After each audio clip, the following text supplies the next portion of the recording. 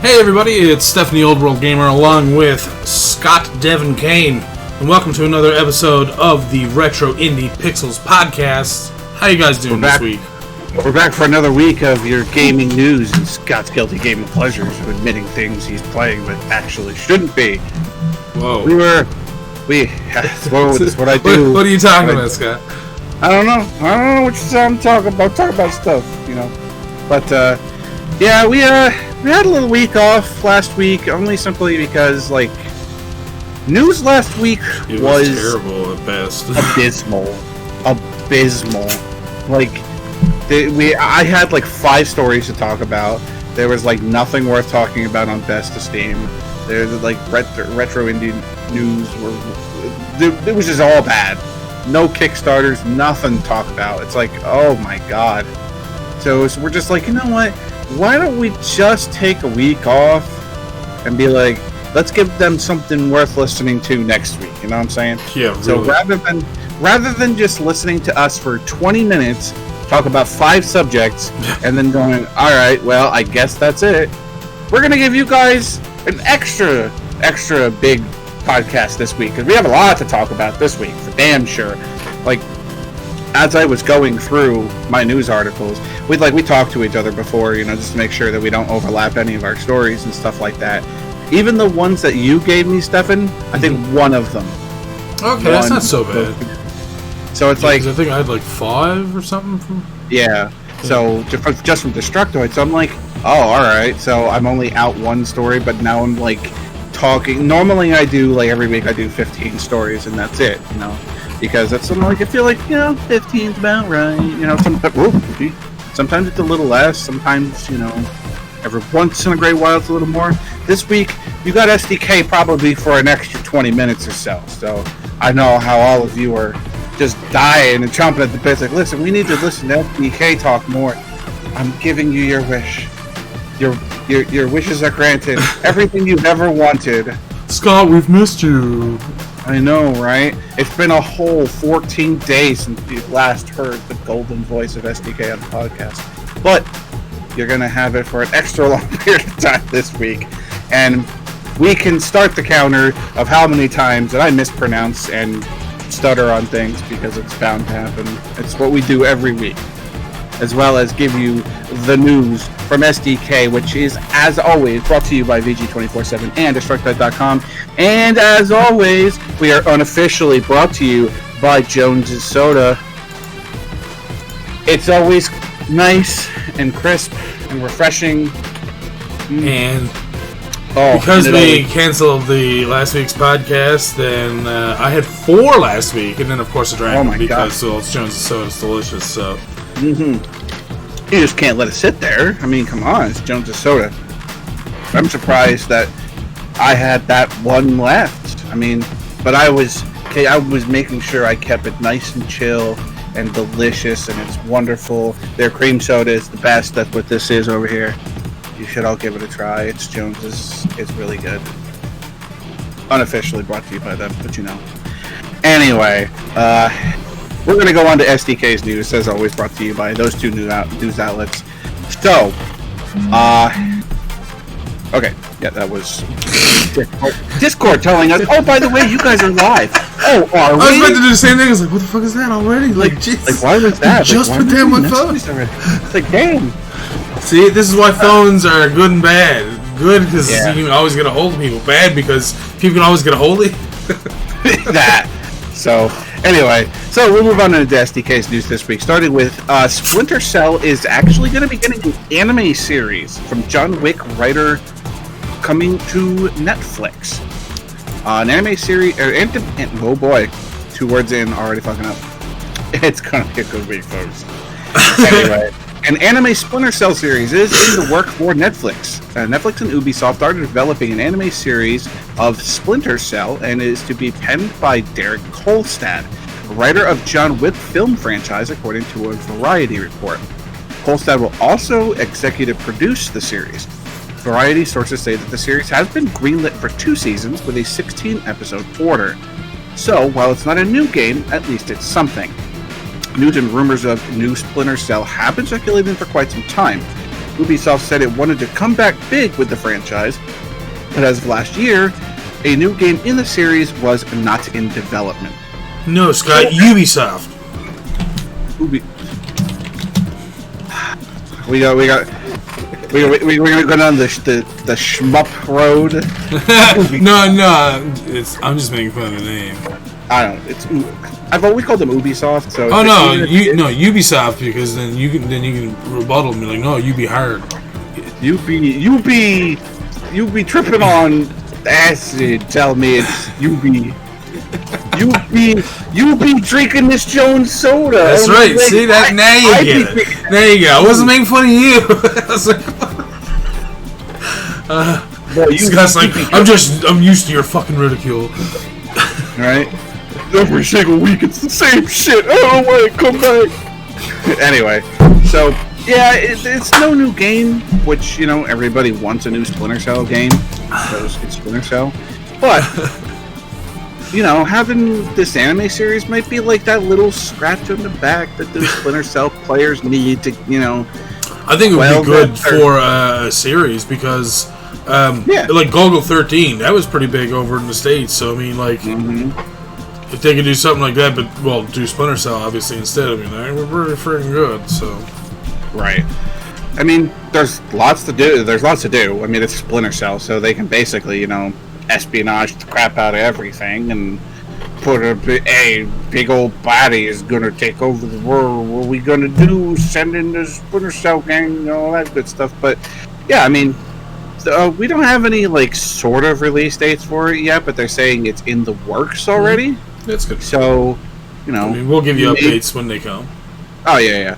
I would assume relatively soon, probably sometime within the next 6 months, because, you know, anime, for what it's worth, does have a pretty quick production time. So, especially with, like, some series that are still going on. I'm looking at you, One Piece. Yeah! So, I got 3 episodes to watch. I can't wait. Oh, I'm going to put my toes in it. But, Stefan hasn't had. It's a couple episodes, man. His Luffy T Monkey. He's having a withdrawal. He's got to have his Luffy. You know what I'm saying? Yeah, I guess. Yeah, it's all good. Anyway, so ladies and gentlemen, once again, it is back to another episode of Stefan Hates SDK, Stardew Valley Collector's Edition for PC and Switch. Yeah. Stardew Valley is getting a physical release on PC and Switch along with a collector's edition. Physical edition of the very popular Stardew Valley will be releasing November 6th, and there will also be a collector's edition coming. The standard edition for Switch will run you $34 and $29 on PC. A collector's edition to be made available will run you $64 on PC and $69 on Switch. It contains some rather cute items such as 6-piece wooden standee featuring the farm, a cow, chicken, goat, your dog, and a scarecrow. Alongside the standee, this edition comes with a wooden lapel pin, a 14-page Junimo comic, and Shihiro.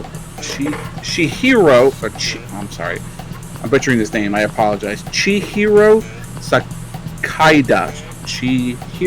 Sakaida. Woof. I apologize. A deed to your farm featuring gold foil details, a collector's edition box, a physical copy of the game, full-color illustrated instruction manual, and a cleaning cloth designed by Chihiro Sakaida. Oh my god. Also, if you pre-order by August 15th, you will receive a poster. You can pre-order both editions over on Fangamer. Yeah, I've got that in an email, by the way. So, to that I say, Dear Santa, this year I want way too much shit again.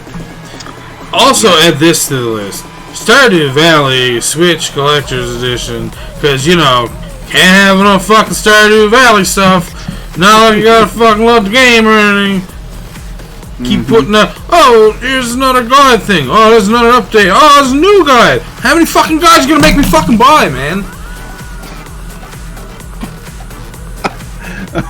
Like I said, another episode of Stefan Hates SDK. I mean, the price isn't terrible, but at the same time, it's I don't have money coming out of my ass all the time until I can just throw out whatever the fuck I want. So, unfortunately, it's still out of my fucking reach. It pisses me off, so... But I will say, for what it's worth, the collector's edition of this particular game is actually reasonable. Yep. It's $69 for the Switch version. Some games are retailing at $69. I mean, again, Stardew Valley's not a new game, so, getting it for $34 physical for the Switch and then $69 for the collector's edition, it's actually not so bad. Again, we don't have money coming out of our ass so that we can just buy every, collector's edition of every single game that we ever want. But at the same time, for those, who are interested in this, it's actually not really going to kill you. Unlike some of the other ones. Yeah, I'm looking at you, Streets of Rage. Because they're all fucking greedy, that's why. That. But, I mean... And pre-ordering it gets you a Stardew Valley poster too. So, honestly, out of all the things that I kind of like for this, I like the land deed that you have that has like the gold star stamp on it and that sort of stuff. That's pretty cool. I like things like that. I may be nuts to say that that's like the one thing out of all that stuff that's the most attractive to me, but I think that that's kind of cool. Like having something like, oh, hey, this is my, I wish my ass had money too, trust me.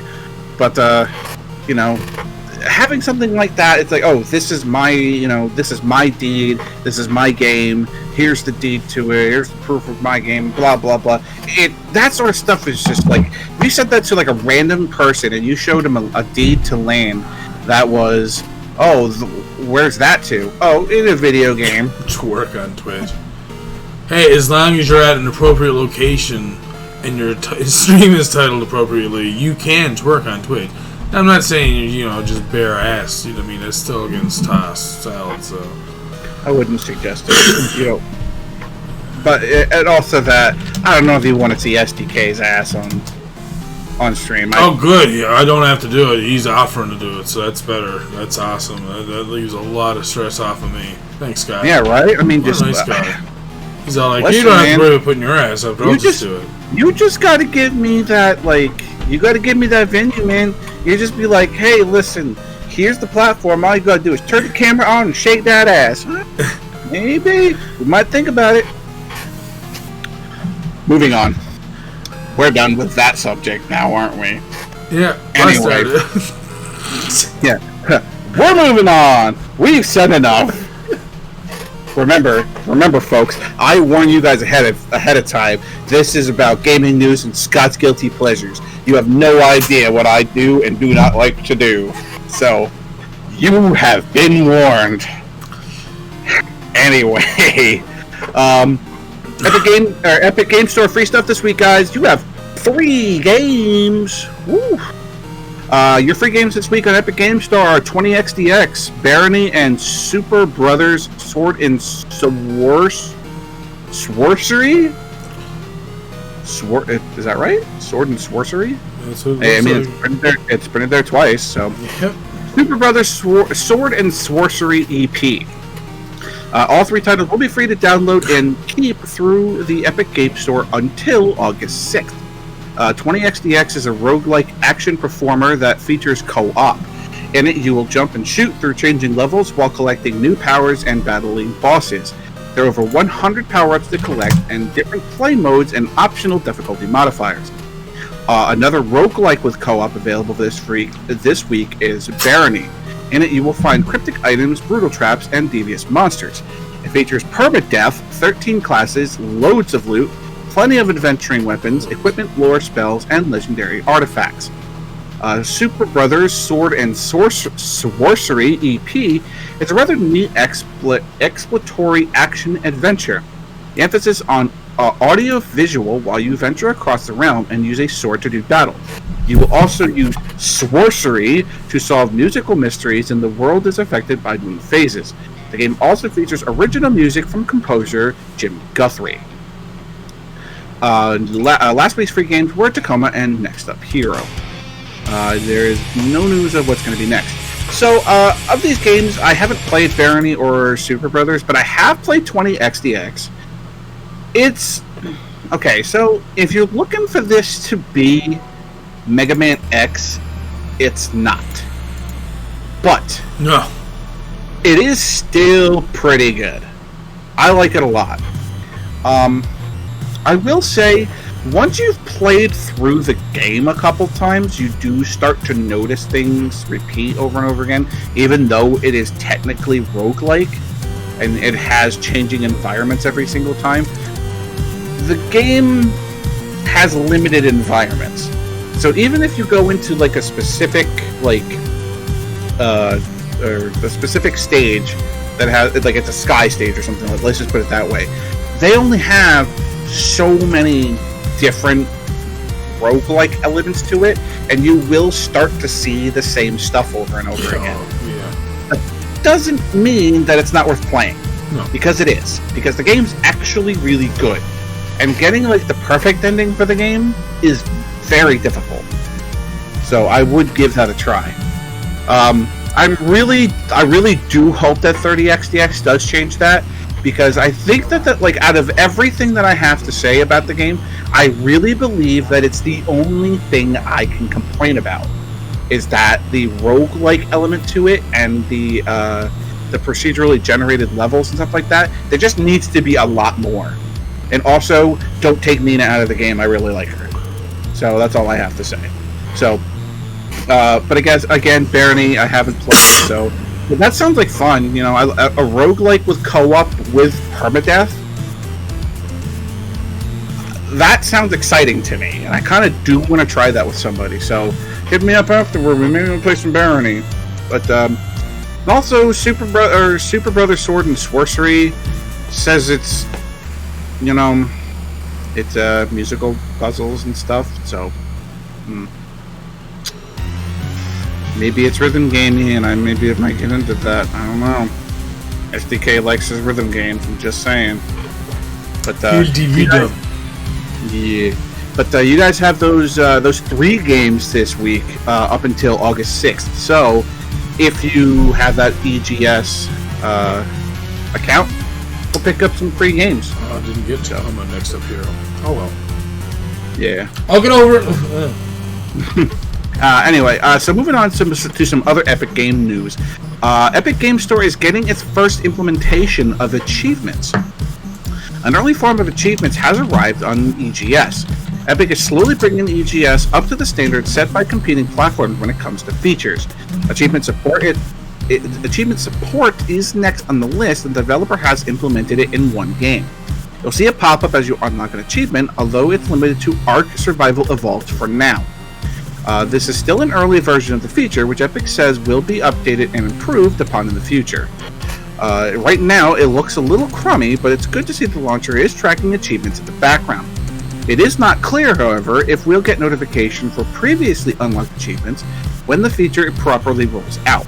Epic gave a look at the feature in the brief preview showing it in Ark Survival Evolved. So certain games on the Epic Game Store may begin to display achievements as you unlock them. This is an early version of the feature, so you can expect to see changes and adjustments. We'll have more info to share on achievements in the future, so stay tuned. So, I mean, I know you guys have been playing Ark, so, you know, maybe that's something you guys can look out for. You can, like, go when you're on EGS and be like, hey, we're playing Ark, and maybe you could try to start achievement hunting early. Get ahead of the curve, you know what I'm saying? Hey guys, you see my Epic Game Store achievement score? That's better than yours. I play that one game. But, this is, you know, when it comes to Steam, certain games I achievement hunt for. Because it's like, I don't know. Nobody really gives a crap about the achievements in Steam. But it's like, I can't say nobody. I can't say nobody, because that's definitely not true. It's a blanket statement and clearly not true. I would say very few people care about achievements on Steam. But there are some where it's like a specific game. Like for me, I think one of the games that I achievement hunted pretty hard was Final Fantasy VII, where I wanted to go through the Steam version of that game and just unlock everything I possibly could do. Do all of the crazy things that it says to do, for the achievements. Just so I could say that I did. You know what I'm saying? But this won't really apply to everybody, but it will apply to enough people that I think that they should probably go through with this, so that maybe you could do something with it. I'm not saying giveaways or anything like that. Maybe just along the lines of hey, profiles that have special stuff because of your Epic Game Store achievement score or that sort of thing. So nothing to super be totally excited about, but at the same time, if they do something special with it, I think that they could do just give enough incentive for people to actually want to go win achievement hunt. So I don't know if you're an achievement hunter at all, Stefan. Not really. It's it depends on the game for me. I'll say if I play 10 games, 9 of them I don't care about the achievements.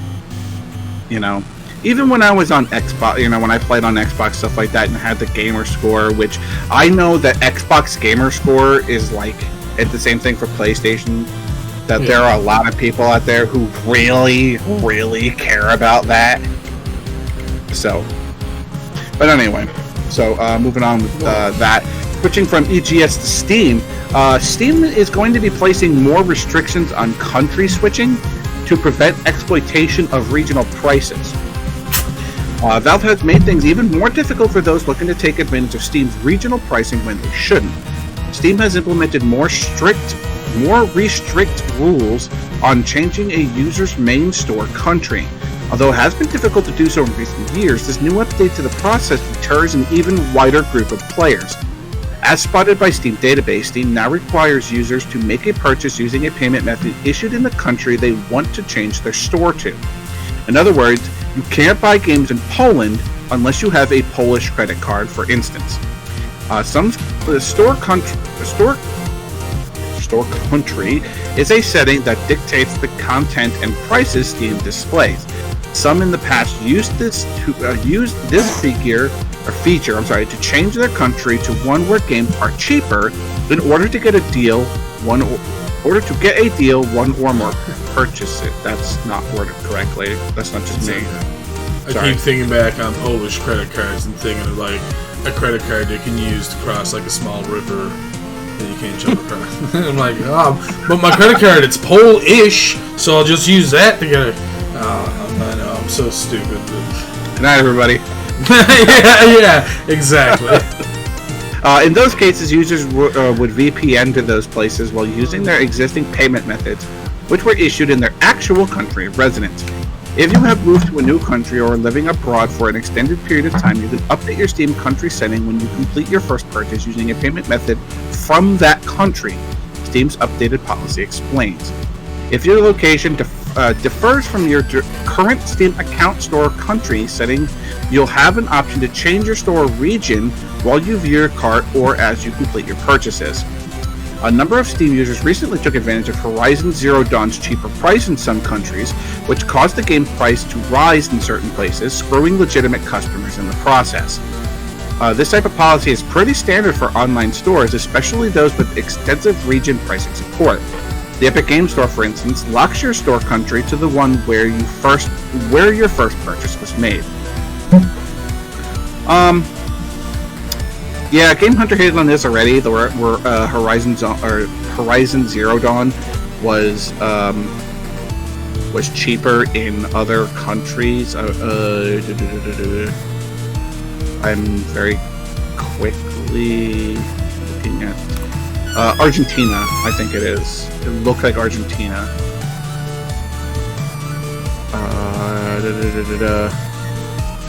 Yeah. So when Steam opened the pre-orders for Horizon Zero Dawn, the price of the game in Argentina was 539 pesos, or only $7. So people were taking advantage of, being able to switch out your country to be able to get, different prices on different games. So I mean, but they have a right to be freaking out over that, honestly, because why does something cost so much less in one country but not in another? You know, how would, like, poverty? Let's say if like an American developer decided that, oh, hey, well, because this game was made in America, we're going to charge the people who live in North America $20 for this game. But for people who are in other countries, it's going to be $30 in equivalent. How is that fair? You know, I think it should be just... maybe I'm strange for this, but I think this is fair. Yeah. You know, if you are not living in that country, you don't pay that country's prices. You know? But at the same time, it's weird. You know, my example is like, you know, if you $20 in North America and it's $30 elsewhere, that's why people were doing this sort of thing. You know, because that sort of stuff exists. You know, we want to charge the people of the country that we made the game in less to play it because we live here. Well, that's why people are doing this sort of thing. You know, so I think it should just be like, let's just put it this way. You know, if I develop a game and I want to charge $29.99 for this game, that should be automatically converted, no matter what country you're in, to that country's equivalent.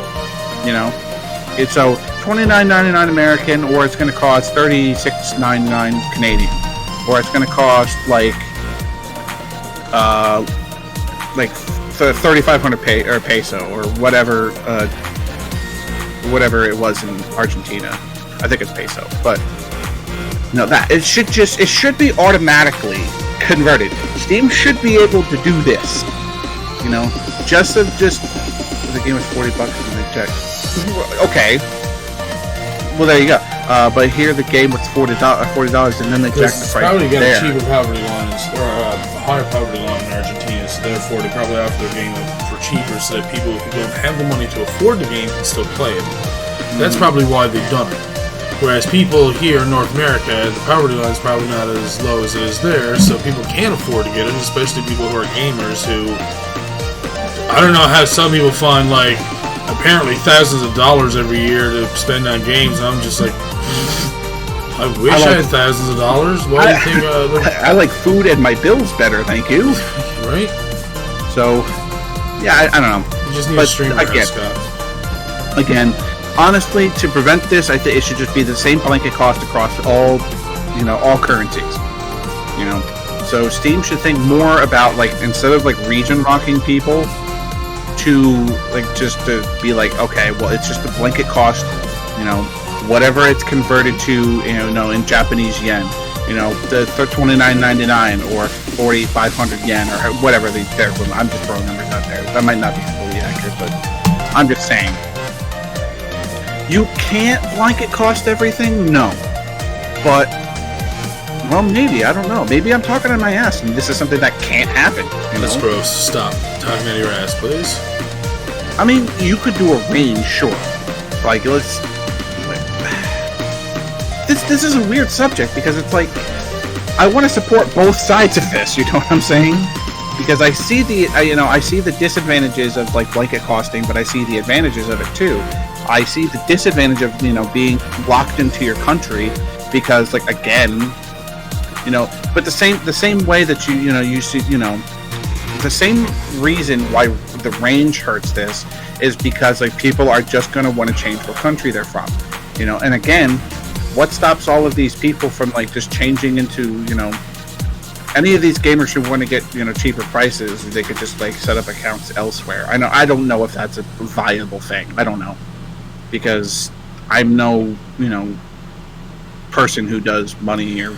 Well, anyways, we could have a political discussion about this for fucking ever, and it's not going to change anything. Yeah, no. This is honestly... We're just going around in circles now. Yeah, so, it's a tough subject to talk about because, like, again, there's advantages, disadvantages, and some people are going to get screwed while others are not. It's all that. Yeah. You know. I don't think it's right that they should be able to... Okay, if you're going to give it cheap to one country, then and charge it at a certain price in another country, fine. But that doesn't mean if a bunch of people buy it in that country that you should jack up the price at another one. That to me is stupid. That to me is saying that, oh shit, we're not getting the projected sales we wanted, so now we'll just try and get them off of people who want to buy the game, and like they said, legitimately, and now they have to pay more for it, which is fucking stupid. Yep. So really, the company's got to get their shit together, and well, Steam is helping with that by not allowing people to change their country, which you shouldn't. And if you do, you should, well, like they said, we'll have a credit card from there, or at the very least, it's Steam. It's fairly safe. Send them a fucking confirmation showing that, yep, I'm living in whatever country now, so can you please switch me over to there? Yep. So, anyways. Anyway, moving on. Phantasy Star Online 2 is coming to Steam, and relatively soon. Phantasy Star Online 2 players on PC will soon no longer have to put up with Windows Store bullshit to play the action MMO. Sega has announced that Phantasy Star Online 2 is coming to Steam on August 5th. This is the same free-to-play version available today on the Windows Store and Xbox One. This also means that, much like the existing releases, the Steam version will only be available in North America. The Steam version of Phantasy Star Online 2 will feature full cross-play and cross-progression with Xbox One and the Windows Store Game Pass version. The Steam release also coincides with the launch of the game's Episode 4 update. As you might expect, Sega created some in-game items based on Valve's games to celebrate the launch. Yeah. You'll find special outfits that turn your character into Morgan Freeman or Alex Vance. Vance refrigeration. Hold on. You'll also be able to bring along Portal 2's Wheatley. There's an assortment of other cosmetics too, such as dance emotes in Team Fortress 2 and Left 4 Dead themed items and weapons, cameos, and hairstyles. All that can be yours simply by logging into the game and playing, with the rewards split into 5 different sets. Catch how it all breaks down on the official blog. Morgan Freeman?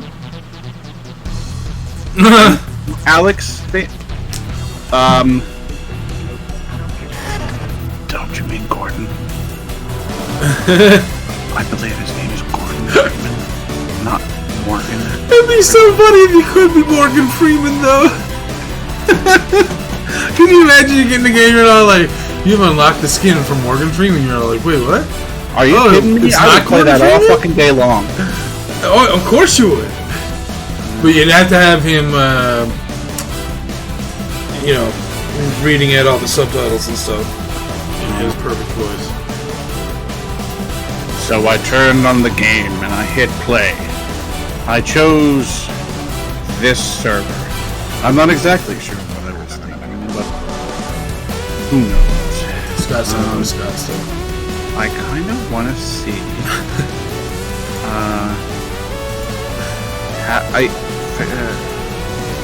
Fantasy Star being launch page. Okay, hold on. Shut up. Get at. God damn it, Forbes. Screw you. Steam offering Half-Life. Alright. Half-Life.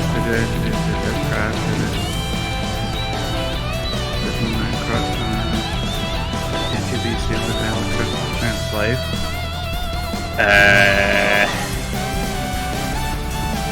It doesn't. I'm not really saying. Huh. Where is somebody look that up for me, because I don't want to actually sit here and just research this while I'm trying to. But at the same time, I mean, this is kind of cool. No, it is definitely Gordon Freeman. Well, yeah. It is. I literally just went to their site, and it's definitely Gordon Freeman. Yeah. It's not Morgan Freeman. I don't know why I have a comma after Freeman either, but it's there. Morgan Freeman. Anyway, so as Game Hunter said, congratulations, there goes my free time. Because, half the reason that I wasn't playing this already because it was on the Windows Store bullshit, and I don't want anything to do with that. No. God fucking no. I want nothing to do with that. at all. Mr. Sandman. No. So, August 5th, Steam. Phantasy Star Online 2. It's a Wednesday, my dudes. So, let's get in on that, shall we? Yeah. Anyway, so guys, new Fable game's coming out, right? Yakisoba. It's not gonna be Fable 4. It's gonna be an MMO. Oh. Rumors suggest that the new Fable game revealed during yesterday's Xbox event, which was last Thursday, Anyway, it's a Thursday. Rumors suggest that the new Fable game revealed during yesterday's Xbox events could be an MMO as opposed to the long-awaited Fable 4. News comes from Reset Era, where a poster collected a string of tweets from a French journalist who correctly predicted the Xbox event's entire lineup ahead of the showcase. Check out the tweet below, which includes timestamps of when he predicted the lineup. Apparently, he got this information from a variety of sources and was unsure of the reliability until the showcase actually happened and proved them all correct. As you can see, everything looks fairly normal, except for the fact that Fable is listed as an MMO. Granted, this could have been speculation or a mistake. Excuse me, I got the hiccups all of a sudden. The journalist went on to double down on the fact that the new Fable game is going to be an MMO. When roughly translated from French, the latter half of the tweet reads, "A game in the world of Fable, but an MMO. Sorry, not Fable 4. It's not too far-fetched when you consider the fact that Halo Infinite is due to be the last installment in the series for the foreseeable future, and will regularly receive updates in order to maintain interest. In a world where games as a service has become the norm, titles such as Final Fantasy XIV and World of Warcraft thrive. Taking iconic IP like Fable and converting it into a forever game sounds like a pretty smart business decision." So yeah, despite a Twitter account recently introducing the possibility of a new Fable game, which has since been proven true, it might not be the long-awaited Fable 4 everyone's getting excited about. Also, there were rumors a while back about Fable 4 being a completely open sequel where Albion is gone. This new Fable game is being handled by Forza developer Playground. There's no release date yet, but we know it's coming to Xbox Series X, obviously. So, yeah, this isn't going to be Fable 4. This is going to be Fable MMO. Yeah. You probably didn't catch it, but as soon as you said Fable would be an MMO, I made the face like this. Yep. Nope. No. Yeah, MMOs makes me want to barf. I mean, let me wrong. Like, I'm going to be playing Phantasy Star Online too. I'm getting you wrong. Oh well, that's I don't know. That's a little bit different. But like, I don't know. In general, MMOs can just eat my. Fuck. So I will be the side of reason for MMOs, not the side of reason. The pro side. Let me rephrase what I'm saying there because that's not what I meant. The pro side. I like MMOs. Don't get me wrong. A lot of them are hot trash. You know, the exceptions are the ones that were said. Final Fantasy XIV was super good, and I liked it a lot. And the fact that it has just an absolute metric ass ton of voice acting is really refreshing for an MMO. Like, literally almost every single quest is voice act, which is great. I love that. World of Warcraft, I spent 6 years of my life playing that game. So, trust me, I can talk about it a little bit. It's really good because of the constant updates. You know, being able to do something new every once in a great while is refreshing for a game.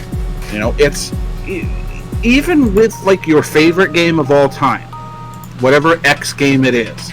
You know, for me, it's Chrono Trigger.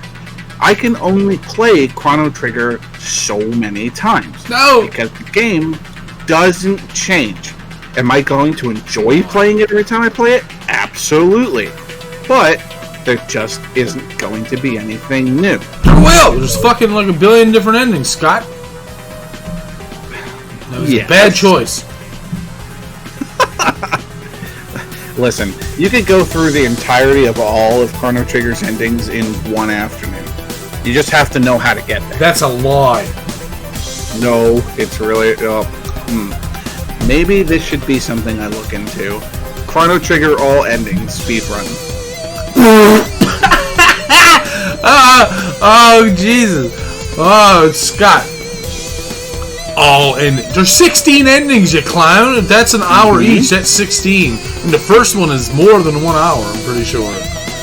Chrono Trigger? Like, for the... Like, going through the game, like, if you know what you're doing and don't stop for literally anything, you can beat Chrono Trigger in 7 hours. Oh. For what it's worth, Chrono Trigger is not a long RPG. It's not. Like, I can admit that. First time playthrough for most people only run about 15 hours. It's really not that long. So, it's just... It took me 80 plus episodes. But yeah. But anyway, we're going to go back to the MMO thing. Like, I can play Chrono Trigger over and over and over again and still enjoy it. But would I love something new in the Chrono Trigger world? Oh my god, don't even get me started. We could talk for hours about that. But that's the appeal to MMO, because there's something new to do every once in a while, you know? Instead of, like, having to wait years and years and years for a new game, like Fable 4, you know, they can just update this MMO and have some new stuff coming every couple months. So, do I think that going to Fable MMO is a better choice than putting out Fable 4? I don't know about that, but, you know, I'm gonna be... I'll probably cover it at some point in the near future, whenever it decides to come out, whatever, if it's not only on Xbox One X, but we'll see. So, moving on. So, I was going to talk about this last week. This was one of the few stories that I did go to cover last week. Nintendo expanding outside of video games. Oh boy. According to its annual report, Nintendo could be expanding its IP outside of the video game industry. Nintendo recently published its annual report for the fiscal year ending March 2020, which includes a variety of details about the publisher's plan for the future. On top of proving that its directors are paid significantly less than its U.S. execs, the report appears that to confirm that Nintendo is interested in pursuing non-video game projects with its IP. A section of the report describes the instability of the contemporary video games industry before briefly discussing the possibility of delivering Nintendo experiences to a wider audience. The company's group is seeking to deliver its entertainment to a wider range of customers than ever before by recognizing Nintendo's IP, including characters and worlds from its games, and its strength, in addition to developing integrated hardware-software products, reads the report. As a company, that creates an entertainment to bring smiles to people's faces. Nintendo strives to create new forms of entertainment while maintaining a robust business culture. Read the section further down. To expand our business, our highest emphasis is placed on providing users around the world with exciting forms of entertainment that they've never experienced before. The new entertainment mentioned above is nothing new. From the Wii's motion controllers to the Switch's handheld home console hybridity, the company has always been known for its innovation in the game sphere. However, collecting distinct sections from the report into one whole gives us reason to believe that Nintendo is exploring other avenues, something that is backed up by the company's recent partnership with LEGO and the ongoing development within the Super Nintendo world. We will continue to flexibly transform ourselves by adapting to changing times while consistently valuing the spirit of originality based on the belief that the true value of entertainment lies in its uniqueness, and will endeavor to continue providing products and services that people will positively surprise and delighted by, reads the report. The most concrete evidence comes from the company's statement to deliver entertainment to a wider range of customers, by recognizing Nintendo IP as its strength, implying the transferability of properties such as Zelda, Pokemon, and Mario to other mediums.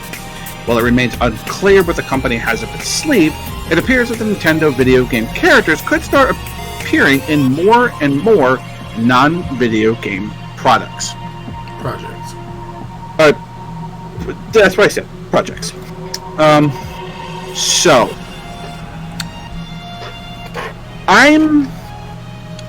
I'm split on this. Okay. So Nintendo has already dipped its toe into the world of doing different things. Okay. You mean like phone stuff, and now they're like, maybe we should stop doing that. Exactly that. Mobile gaming. They have already, like I said, dipped their toe into that pool and found out that the water is ice cold and absolutely no reason to continue going on with this sort of stuff. Alright, cool. One experiment down. Super Nintendo World. I would love to go there. Are you serious? Like, you know how awesome a trip to Super Nintendo World would be? Scott? Yes. You know you don't have to ask me that fucking question. I mean, it's obvious. If you guys don't want to go to Super Nintendo World, you're on the wrong podcast. Honestly, there's times that I'm like, fucking Nintendo Japan, I just want to take my desk and just be like, flip. And just be like, yep. That still doesn't make me feel better, but still. No. Why did they get everything, man? Oh, well, Nintendo started over here. God damn it. We buy a lot of your shit, too. Give us some shit. Who cares about Disneyland? Oh, Beauty and the Beast and all this. I don't give a fuck. I'm not a child anymore. Give me fucking Nintendo. I want some of that shit. Right. Now I'm a child again. I mean, I would love for them to be able to, like, build it, like, I mean, the perfect place would be just build one near Redmond, Washington, like where the Nintendo headquarters are. You know, maybe like a city over, so you can like, hey, we can go and visit Super Nintendo World in Redmond, Washington, or whatever cities to the the east of it, and then go over and do like the tour of Nintendo of America.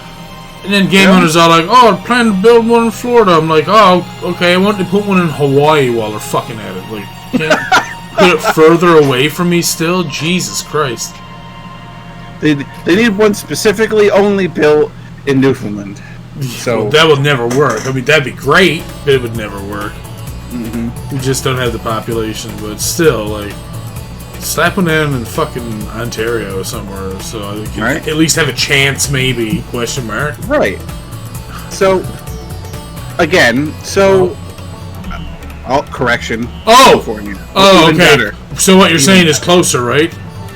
Even better. So that went from a 1,200-mile trip to a 3,000-mile trip. Awesome. Yay. East Coast go. Anyway. But again, going back to this subject, again. So they're looking to take Nintendo IPs and put them in other things. Like what exactly? Are we looking to build like a Nintendo hotel or something like that? You know, well, is that where we're gonna go? Going to a throwback, seeing as you brought up hotels, they did have some deals. These are things that are expensive too, by the way, in the collecting world. Back in the day when Nintendo first came out with the NES and the SNES, they also had hotels who were all like, oh shit, can we get some of those? And they're all like, how about we just build one into a TV so people can't steal them either? So it's literally a TV with a Nintendo or Super Nintendo system built into it with controllers and everything. Mm-hmm. What the fuck is this song? But yeah, I mean, where else do you think you can go that's going to work? I mean, if you started putting amusement parks all over the place, hell yeah, absolutely. Build one close to all of us so that we can all go to these things. You know? Do you think I would go to, like, if there was one built in, like, New York City, do you think I would honestly go to it just once and be like, alright, that's the end of it? Hell no. I'd probably go there, like, every other frickin' month. That's the thing. If they plop one down in America, that thing's, like, gonna have, like, oh, well, good luck trying to get in. You'll literally have to get there, like, the day before to camp out. Yep. But that's how popular the Nintendo IP is. Yeah. Because that would happen. So, like, put one in, like, New York City, you know, put one in Atlanta, put one in, like, Dallas, you know. I'm telling you, they're gonna put out a TV with, like, a Switch built. It's a DS Lite as your controller. Right, so there you go. I mean, that's just... So these are things that you can absolutely do. You can do. but I would also be super careful about like oversaturating your IPs or undersaturating other IPs. Yeah. Like, I understand your Nintendo, but Mario isn't everything. Make sure other things get some sort of love too. Yeah. Because trust me, I have a lot of friends who are big fans of the Zelda franchise. That's what I was about to say. Zelda, like going back to the mobile devices, I'm pretty sure the first time we tried doing a podcast, I mentioned that, hey, you guys are thinking about doing something. How about instead of, just doing your 3DS, how about making it into a cell phone? Guess what? Now they're getting rid of the 3DS and they're getting rid of their cell phone apps. So it's like, if you guys had just put out a phone to begin with, well, one, the market would be all like, deadly. Nintendo on my phone. Oh, what's that? I can have the Nintendo store and just go to the eShop and buy NES, SNES, Sega games to play on my phone without having to get an emulator from the Play Store that maybe works for some games. That might have a controller that's like fucked in the middle of the screen and can't move. so I mean, if they had put in the effort and stuff, and just put in like even a small controller like a Game Boy type thing, people be all like, "Shit, yes, I want this cell phone." That would have been a great idea, but they are all like, "No, keep doing this 3DS thing, and let's throw up some mobile apps. That'll be good." And now neither one of them are working. Yep. So, all I'm saying, Nintendo, is just be super careful with what you use your IPs on. Yeah. Because you are Nintendo. You are the pioneer of everything video gaming. If it wasn't for you, we wouldn't be in this podcast right now. Video games wouldn't be where they are. You basically took everything that was completely dying at the time, created the NES and the Famicom, and made the video gaming world where it is now. Be careful with your IPs. That's all I have to say about that. Anyway, last thing from VG247, Rocket League is going free to play this summer with cross progression. Rocket League will go free to play this summer, Psyonix has announced. Rocket League is going to be free to play this summer and will no longer be made available for purchase on Steam, and it will be leaving the service for Epic Games Store. The studio was acquired by Epic Games back in May of last year. According to the official announcement, core gameplay will remain the same, but the main menus will be refined. You can expect revamped and improved tournaments and challenges and cross-platform progression. Once the game goes free to play, you'll be able to bring your inventory, Rocket Pass progress, and competitive rank to any platform where you play the game by using your Epic Games account. Rocket League will release on the Epic Games Store on PC the same time it goes free to play. The version of the game will be identical to the version found on other platforms and will feature cross-platform play anywhere you play, including between Epic Games Store and Steam. Anyone who has played between now and when it goes free to play will be rewarded with Legacy status, which includes all Rocket League branded DLC released before free to play, established 20xDX title that displays the first year you played Rocket League, 200 plus common items upgraded to Legacy quality, Golden Cosmos boost, Dicey Aura wheels, and Huntress player banner. In addition, if you played online before the announcement, you'll also receive the Faded Cosmos boost. So there you go, with all you guys who play Rocket League. I know you and Steve played on like the semi-regular. Yeah, like almost daily, just for fun against bots more than anything else. Yeah. Rocket League is not only just on Steam. I believe it is also on Switch and Xbox and PlayStation, I'm pretty sure. I think so. I'm not sure if it was on Switch, but I wouldn't be surprised if it is. Let's check that out. Whoa, Jesus. Rocket League. Pocket Pock. Switch. Rocket League is available for the Nintendo Switch. Okay, cool. So there you go. And that you'll also be able to play, cross-platform and stuff, that sort of stuff. So, now you can be dropping the N-bomb in Epic Games Rocket League. Right? Jesus. So, it's going to be going free to play. They didn't say when it's going to be.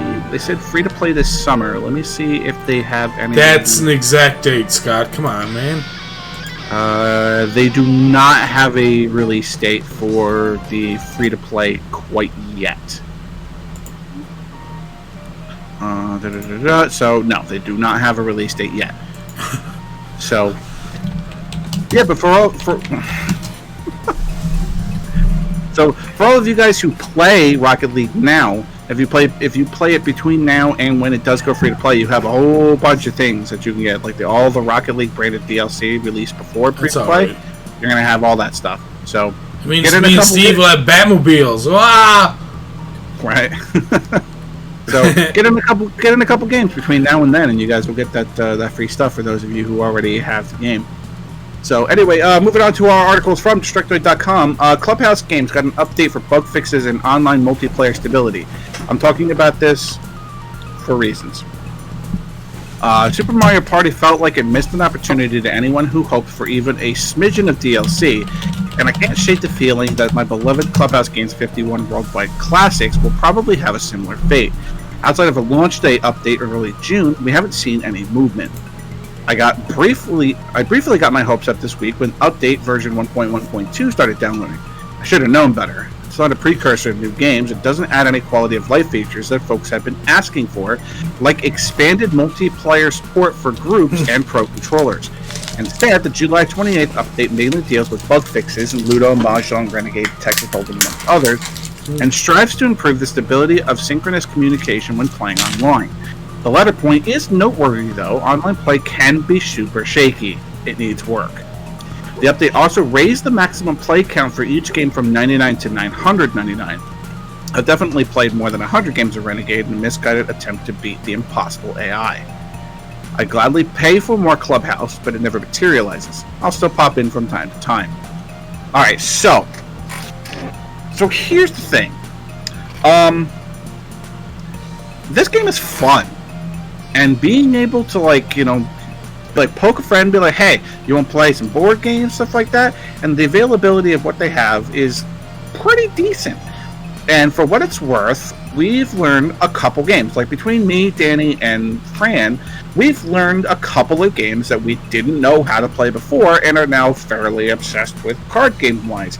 I'm looking at you, President. But... Oh! Is that the same game as shit? What's that? I said, I wonder is President the same as shit? We had a card game where, yes, whoever is the president gets X amount of cards from the person who's the lowest rank. Yes, it is the same game. So they changed it because it's called shit. They changed the name so it'd be a little bit easier on people's ears. But yeah, it's called shit. Yeah. Because the person who's the lowest rank is shit. Right. But, I mean, they changed the name of a couple games. Like, Renegade is Othello. Oh. You know? What? So, well, they can't use Othello because Othello's a brand name. Yeah. but anyway, so here are my gripes with this, alright? Okay, the pros of this. The games that you play are fun. Okay?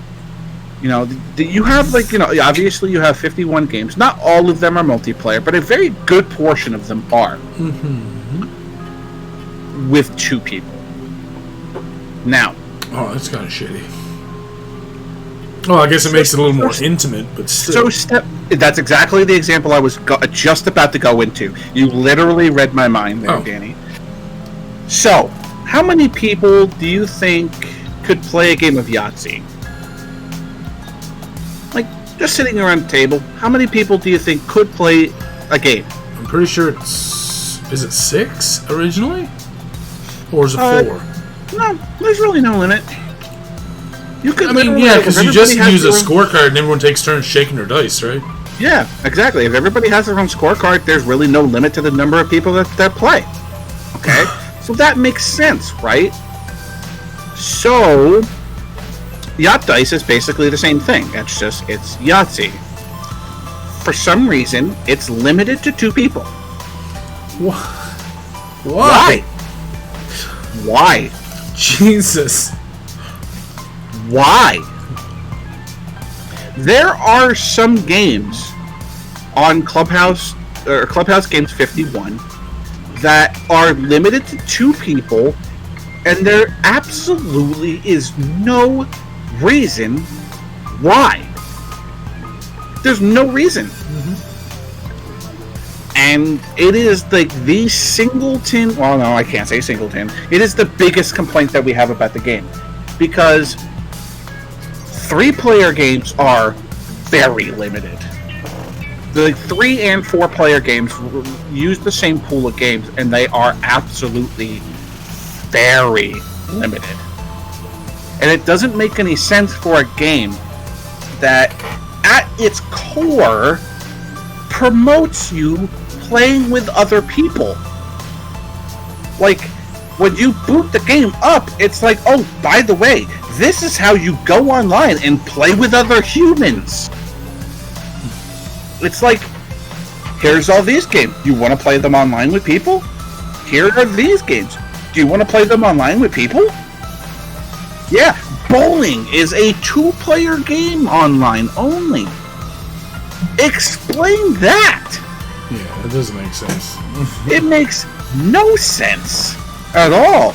Games that can clearly be played with an unlimited amount of people. I mean, bowling could be played with as many people as you want.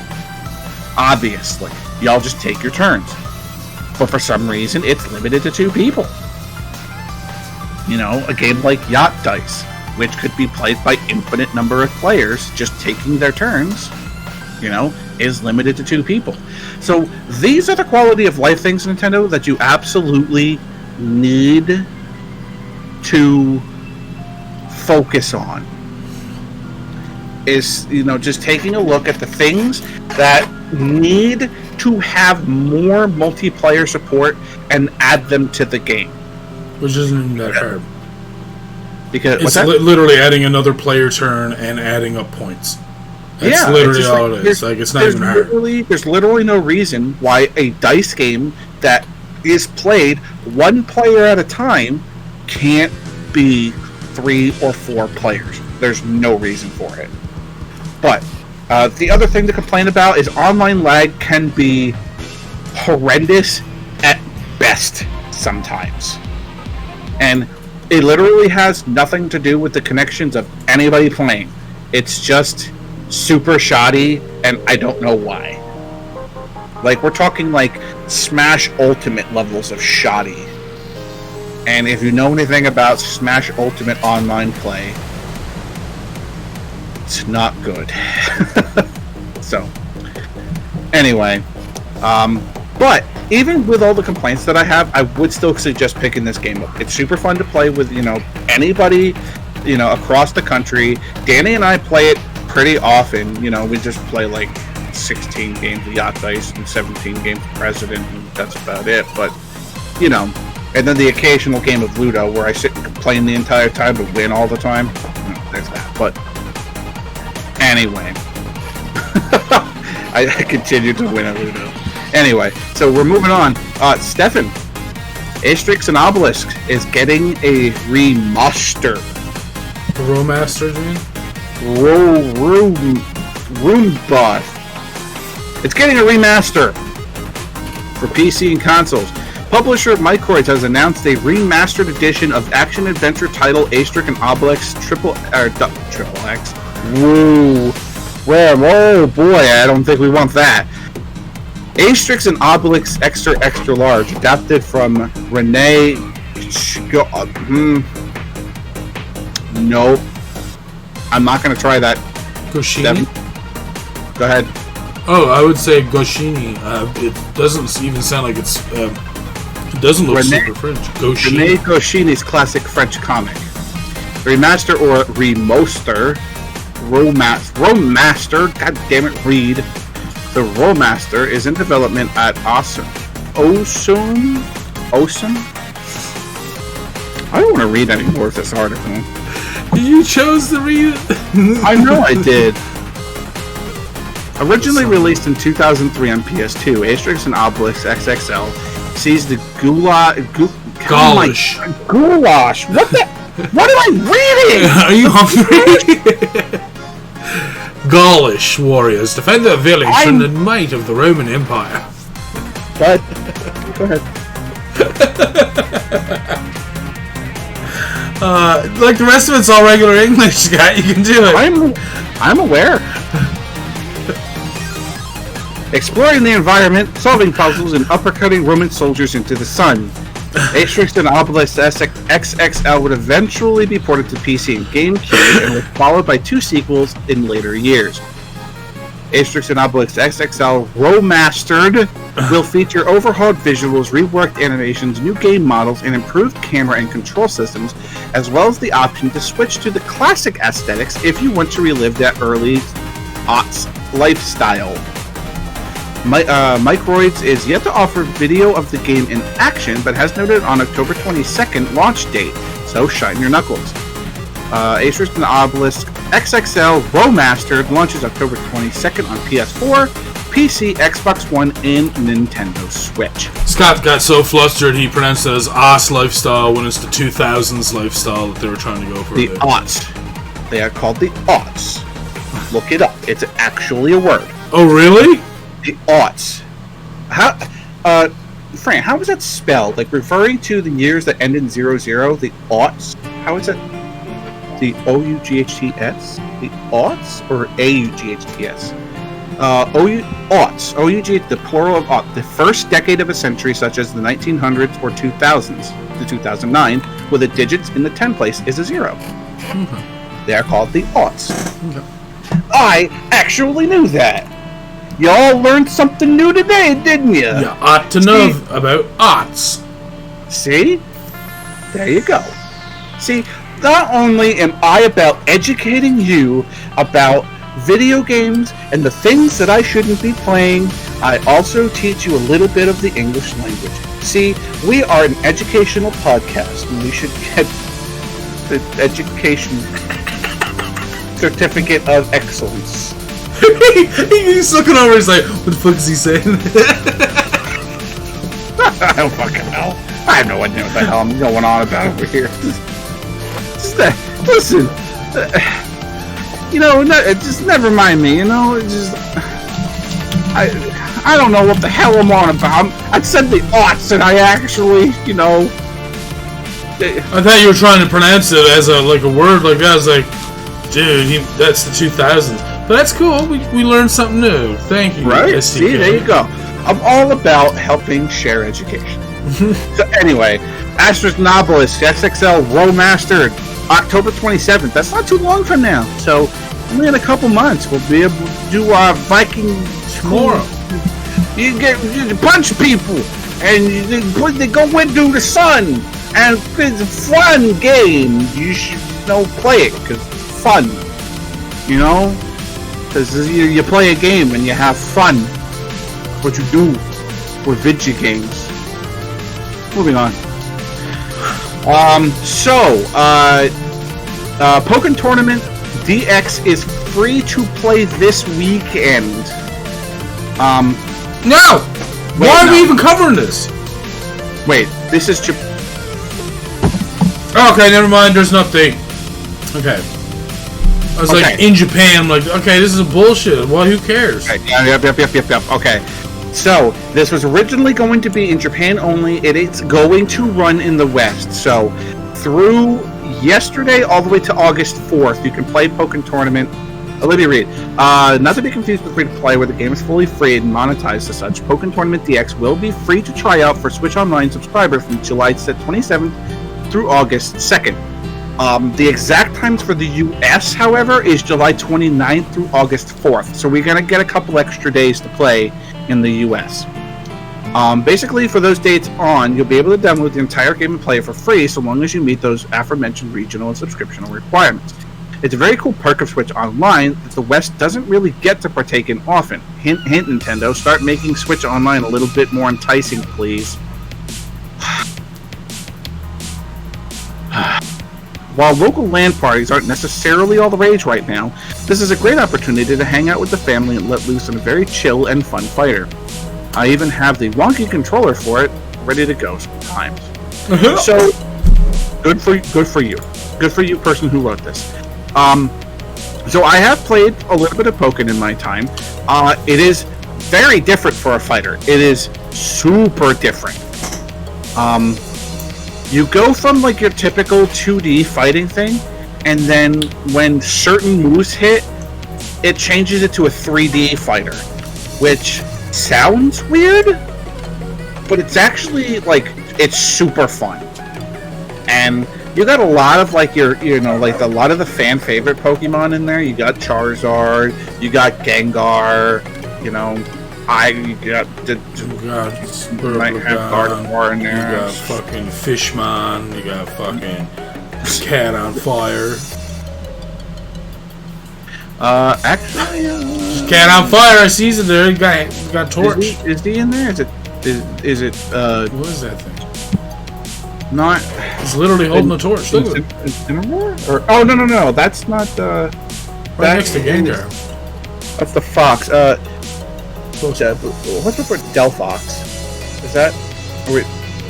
No. What's that? I don't think so. It was Fennekin Delphox. Braxian, thank you. That's Braxian. But let me look at the. Wow, that's super blurry for me. Why is that so blurry? I don't know. You probably got my quality down too low. Set it back up to 720, man. All right, so looking at the list of fighters here, who do we have here? I mean, Charizard, Pikachu Libre, Empoleon, Lucario, Decidueye, Scizor, Suicune, Weavile, Braxian, Gengar. I'm gonna say that's Toxicroak, but it's not, and I know it's not.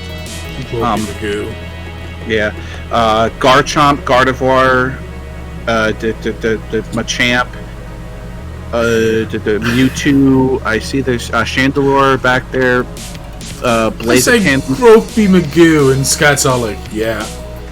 Yeah, I can't remember his name. I want to say Toxicroak, but I know that's not right. And then, you knew which one I was talking about, though. I know it's not Toxicroak. I can't remember. God damn it. Jeremy, help me with this. I know it's not Toxicroak. And then Sceptile up in the upper left-hand corner. Croagunk. Thank you. Croagunk. God damn. Could not remember. And also, there's a whole lot of different Pokemon that you use as assists as well. So, maybe your favorite is going to be in there. I know when I played, I was a Gardevoir player, and super cheap. There are a lot of other super cheap dudes, like Suicune is super cheap. Suicune is real cheap. So, but you get to play it for free for a couple days, so, give it a try. Maybe you'll find yourself really liking this game and picking up an actual copy of it. Speaking of another fighter that's going to see more time, Power Rangers Battle for the Grid is going to be getting an official physical edition coming October 8th. Maximum Games has announced that it will publish a physical release of Enway's Tag Fighter Power Rangers Battle for the Grid. A collector's edition will launch on PS4, Xbox One, and Nintendo Switch on October 8th, priced around $30. Power Rangers Battle for the Grid Collector's Edition will feature the base title updated with its single-player story mode and balance tweaks. This edition also comes bundled with Power Rangers Super Samurai characters, Lore and Shiba. It should be made clear that this is not a Game of the Year style edition. While it does feature a 16-strong roster, it does not contain all DLC characters released to date. Battle for the Grid has slowly built upon a somewhat lackluster launch to become a relatively meaty and well-supported fighting game. The recent version 2.3 update changed the meta entirely, adding a new Revenge Gauge-styled meter and overhauling the Megazord mechanic. Battle for the Grid also supports cross-play across all platforms. Still no playable Rita Repulsa, though. Still. Power Rangers Battle for the Grid is available now on PS4, PC, Xbox One, Nintendo Switch, and Stadia. Tyrannosaurus! Tyrannosaurus! So, he's in the game. The original Red Ranger Jason is in the game. So, you be able to hear it. I don't even know if it's voiced by Austin St. John, but it really does sound like it is. And don't quote me on that. It really does sound like it is. And don't quote me on that, but it does sound really close. So I don't actually play this game, but when the physical copy comes out, I definitely will be picking up a copy and starting to concentrate on it a little more. This game is solid. It's really good. And it's, when you hear something like, oh, it's Power Rangers, whatever. It's like, yeah, but at the same time, it's a freaking really good fighting game. It's super good, and you should definitely give it a try. There's a lot of the older characters in the game, like a lot of them. Like Goldar is in the game. And Lord Zed is in the game. How could you not have... Why wouldn't you? But, I mean, there are some characters that aren't in the game, you know, for good reason. You know, because some of those people are either don't want anything to do with Power Rangers anymore because of things that happen, or, you know, are dead. Jesus. What? There are a couple of people from the cast of the OG Power Rangers who are no longer with us. Oh, damn. Yeah, the original, Twan... I cannot remember her. It's Twan something. The original Yellow Ranger was in a car accident and passed away. Like, this was like 20 plus years ago. Oh, yeah. I want to remember her name. Like, it's Twan something. I can't remember. Or Twy. I'm sorry. Twy Tron. She passed away in 2001. So it's... Oh, that was almost 20 years ago. Yep. Holy shit. Fucking goddamn. I can't believe that's been 20 years. Welcome back to More Counting with Scott Devin Kane. Can you remember how many years it's been since the Yellow Ranger has died? Let's count together. Shut up, man. Jeez. But yeah, I mean, for what it's worth, you know, the game is super good. So I would suggest it, at least, like, at the very least, give it a look. I know Maximilian Dude plays Power Rangers Battle for the Grid on his YouTube channel, like, fairly often, and he's actually been playing it a lot recently. So if you don't know about the game and like are interested in checking it out, go over to Maximilian Dude's YouTube channel and just watch. It's super cool, and it's, you know, very solid fighting game. Anyway, so, do you own a PSP, Stefan? Nope. I don't either. But if you do, here's a warning. Check it out, and make sure it's not exploding. Mm-hmm. It's almost like I felt a wave of collective oh no's this morning as everyone on the internet rushed to check their PSPs. As pointed out by IT Media, cases of PSP owners reporting that their cases are bursting open due to battery expansion has been surging these past few weeks. I went and checked mine right away, a slim and regular. You'll note that the 3.6 volt 1200 mega amp battery on the former and the 3.6 volts 1800 is it mega? What is that? MHA? That's not mega amps, is it? That H-A-H? M-A-H? Okay. Whoops. Milliampules, I'd say, or something? Milliamp? That's... milliamp. You are correct, sir. Milliampules. Very good. Milliampules. I said whatever. But anyway, on the ladder, which is just my fit. Take a milliamp hours. Is that what it is? Yeah, that's what the H. I knew milliamps, but I didn't know what the H was. It's milliamp hours. Oh, okay. Gotcha.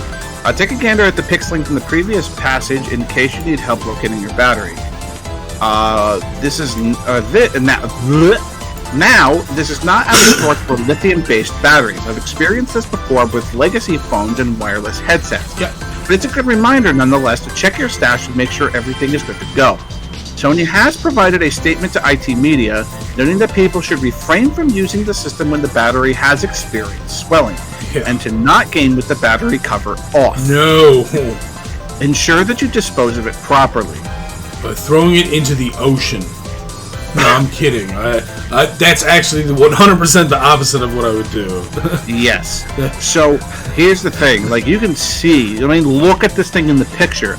You can tell that bitch is swelling. Yeah. Like, oh my god. Now, the nice thing is, at least with the phones, you could order new ones that do not expand. So I would assume if you check eBay and or other places, you can probably find somewhere online that sells these that won't expand on you, so you can keep your PSP for as long as you want. Right. So, if you do own one and you are listening to the podcast right now, either the live or the the recast, go check your PSPs. I should probably go do that. So, yeah, I'm going to do that after the podcast. Make sure my PSP isn't exploding. Anyway, I only owned a PSP so I could play Final Fantasy.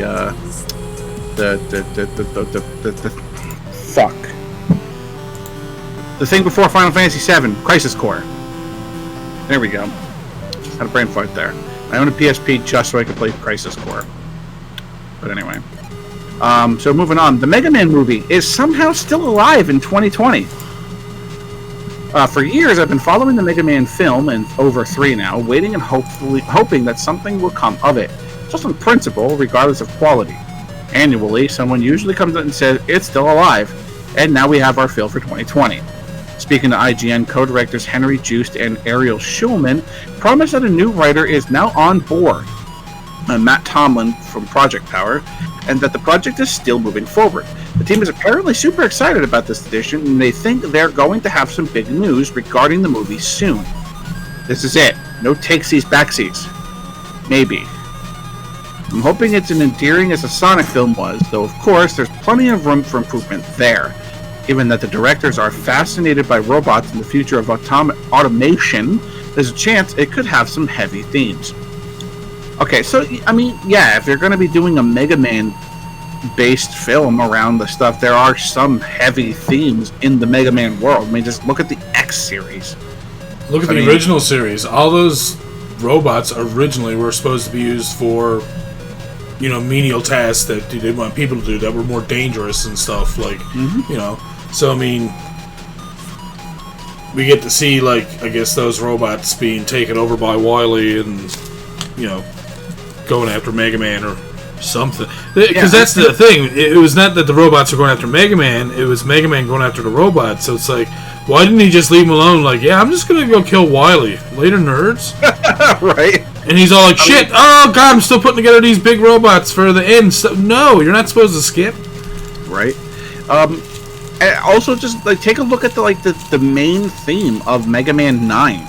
The main theme of Mega Man 9 was that here's a whole bunch of robots that are, according to the doctrine of robotics, is that robots have an expiration date. In that when that expiration date shows up, they get scrapped.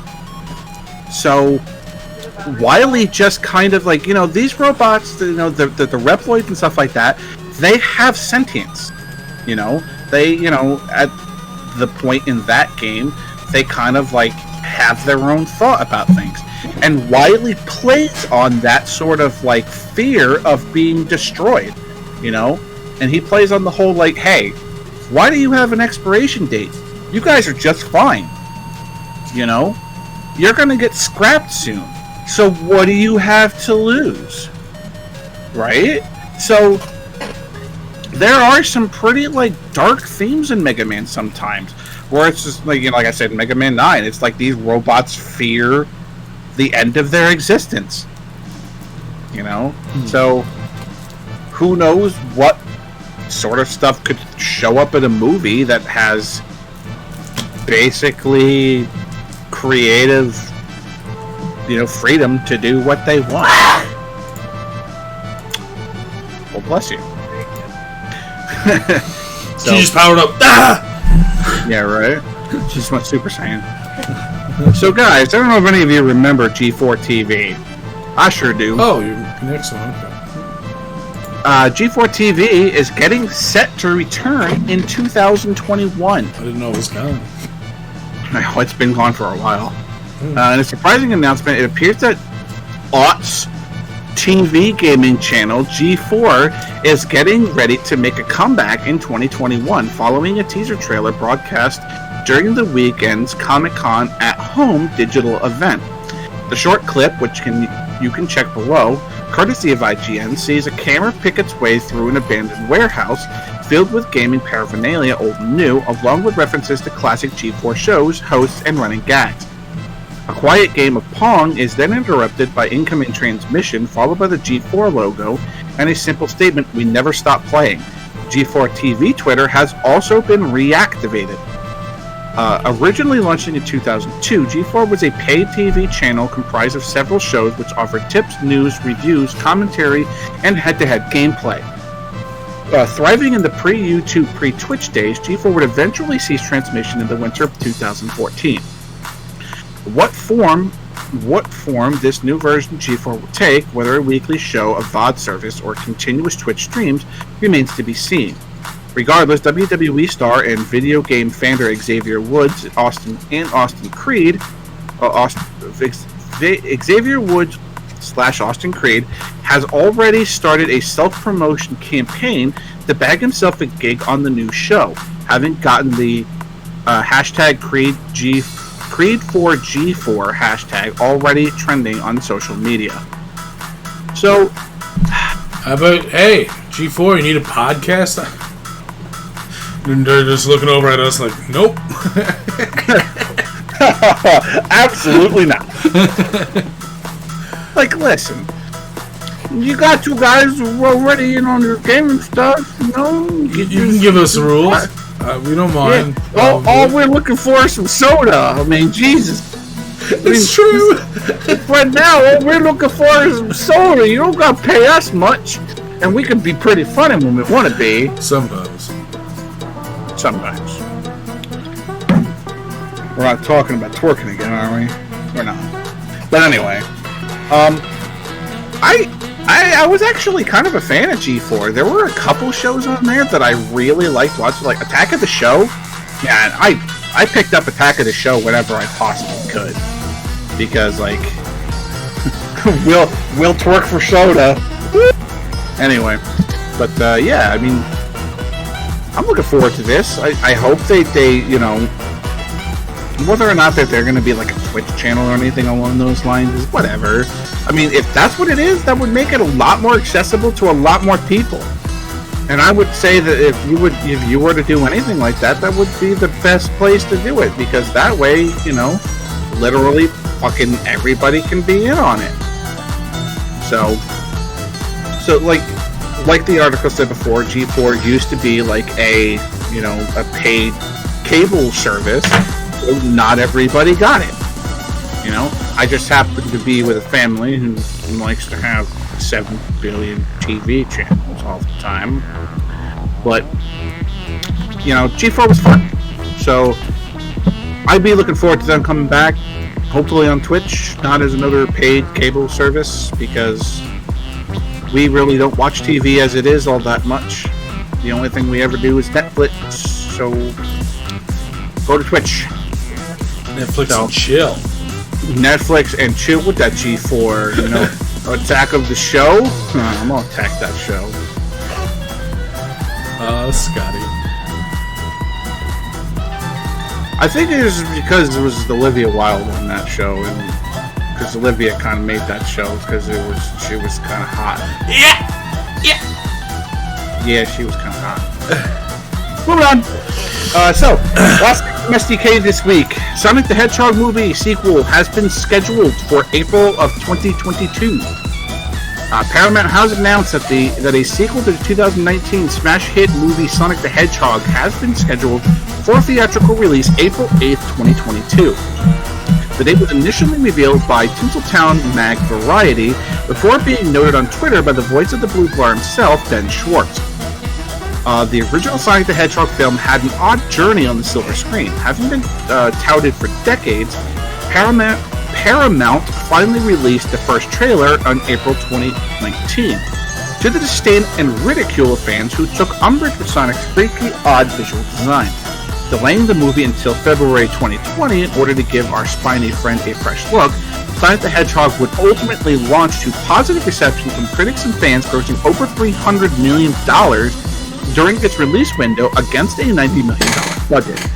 No details have been revealed regarding the extended cast or plot of the as-of-yet untitled sequel, but the crew will retain director Jeff Fowler along with writers Pat Casey and Josh Miller.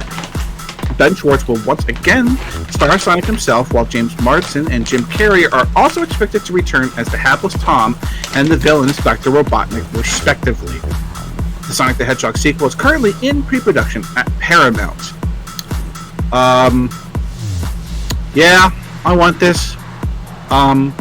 There were a couple things that, obviously it's a video game movie, so not everything is going to be playing into the hands of exactly the way the video games play out. How the rings work. Have you seen the movie, Stefan, or no? No. No? Okay. I would, rating of 1 to 10, it was definitely an 8.5 movie. It wasn't super fantastic or anything like that, but it was really good. For a video game movie, it was very good. In comparison to some of the other ones that we've had in the past, it's exactly what Game Hunter's saying. It was much better than I expected it to be. I expected it to not be good at all. And the way they portrayed Sonic in the movie was very good. I very much liked it. The roles that the main hero Tom had in the movie was could have done a little less with him, but at the same time it made the story plot move forward. Also, Jim Carrey plays a really good Robotnik, and I don't care what anybody says. I think he got the character down to an absolute T. He was brilliant as Robotnik. So the rings, how they portrayed the rings was weird. Will not spoil it for anybody who's not seen it, but it was the one part of the movie where I'm just like, what the fuck is this about? That one single, I don't know what the fuck's going on here. So, but anyway, but yeah. Jim Carrey, when they first said Jim Carrey is Dr. Robotnik, I'm like, this can't be good. There's no way. Jim Carrey, Dr. Robotnik, no fucking way. This is not gonna work. It worked. It worked really good. And again, I don't want to spoil anything. Don't. But I hope the ending of the movie Robotnik is the one that goes into the second movie. Because if it is, please make that happen. It should. I hope it is, because I want that. I want that. So, excuse me. Oh, jeez. But yeah, April 8th, 2022. So mark that on your calendars. It's 18 months from now, roughly. I'm just throwing numbers out. But I'm gonna go see it in theaters. I went and saw it in theaters myself with my daughter. It was a great time. The movie was awesome, and it's definitely worth going to see. So you got about 18 months to go see the first movie before the next one comes out. So you got plenty of time. It's already out on DVD, I believe. So you got. I don't know if it's on Netflix or any of the other streaming services, but I'd go give it a look. Redbox, do that sort of thing, So, alright, that'll do it for SDK's portion of the news this week. So, as always, I will pass the torch over to my co-host, the one, the only, the unreplaceable, the undoubtable, Stephanie Old World Gamer. That's me. This is around the time when Scott be all like, hold on, let me go get the bike pump. And best of steam. Guess what? Wait. There is no best esteem. The back pump is it's gonna make my heart explode because it's the best part. Oh God, I love it so much.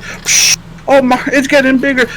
Oh, it's so much better because it's my favorite portion of the podcast. Here's for everybody else because it's their favorite portion of the podcast. It's gonna explode for the best esteem. But you didn't listen. There is no best esteem this week, Scott. God damn it. I told you, this is when Scott would normally pump it up, but there's no need because there's no best steam. And he's all like, "Go and do it anyway." I'm not doing it anyway. I'm doing it anyway. All right, listen. Don't shake your head at my segues because it's like what everybody shakes their head at. So And Steve is clearly not here. No. Listening to this right now, because there would be 16 ellipses in a row. That's what Steve do. That's what Steve. At my segues.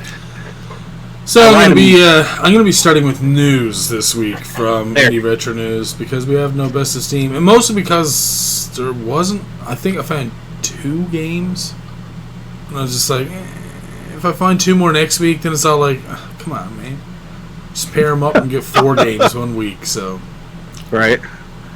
Anyways, starting off with Dragon Slayer, never before seen Amiga game, being rebuilt for release. Oh, good, there's an actual video. Dudley.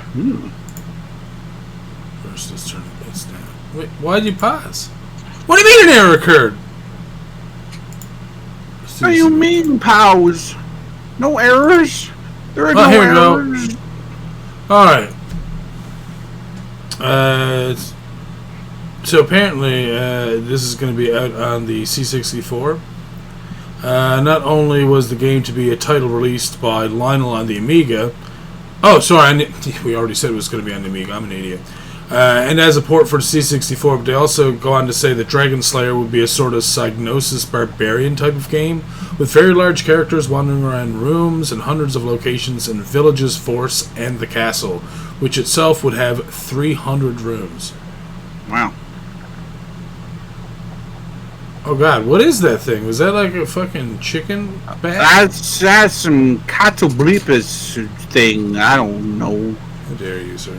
I don't know what the fuck. What are you fighting, sir? That's what I'm saying. Look at that! Look, it's a chicken bat. Wait, it is hideous. And it's disgusting. That's a Dargan. Except that Dargan had made no effort at all. He's just like, no.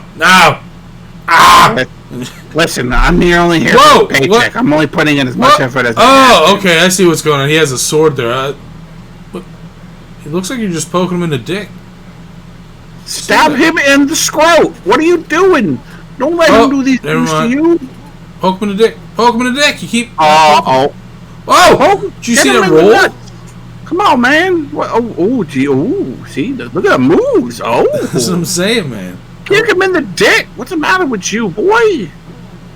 Oh, now see, See, this is what happens when a man only wears a loincloth. He just gets his ass kicked in. Mm-hmm.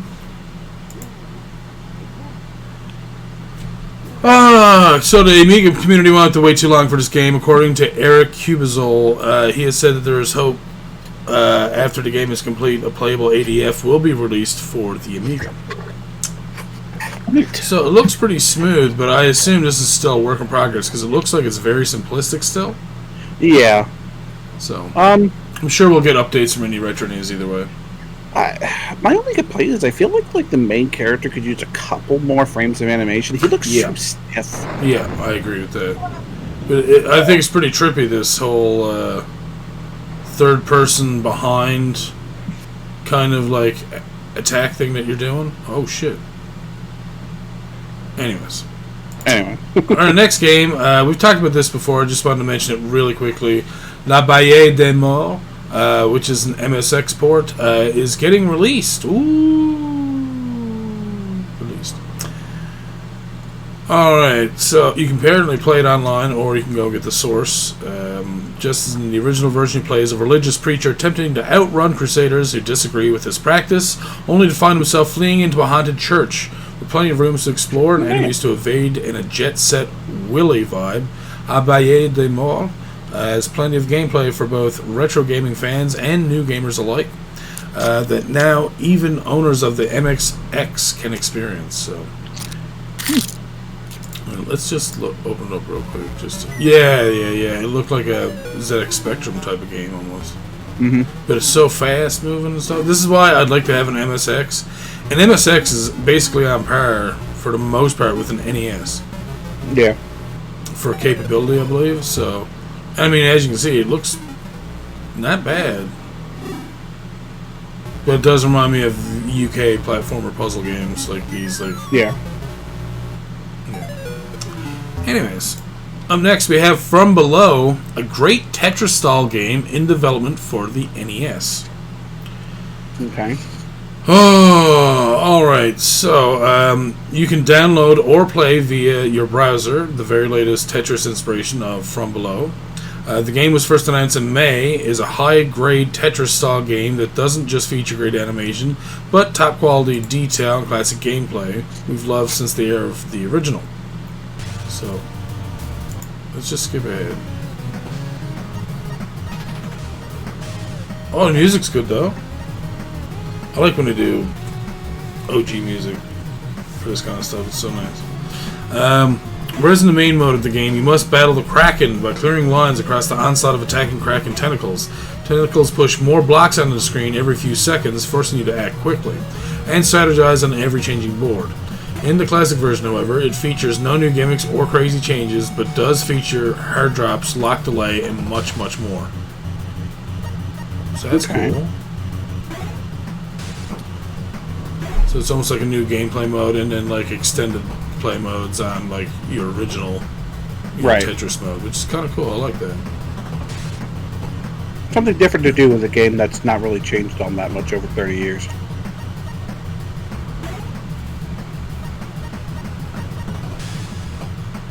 Oh, sorry, just jamming to the music. My bad. All right, and yeah, I was gonna say this is definitely ZX Spectrum. Naedeital, Turnanog, and Dan Durock inspiration coming to ZX Spectrum. What the fuck are these words we're getting? Oh, what? What's it? What's Tanan? What? Tirnanog? No idea. All right. Let's see. Oh, we do have gameplay. All right. And this is apparently from a Kickstarter. All right. So, can we still see it there? Kinda.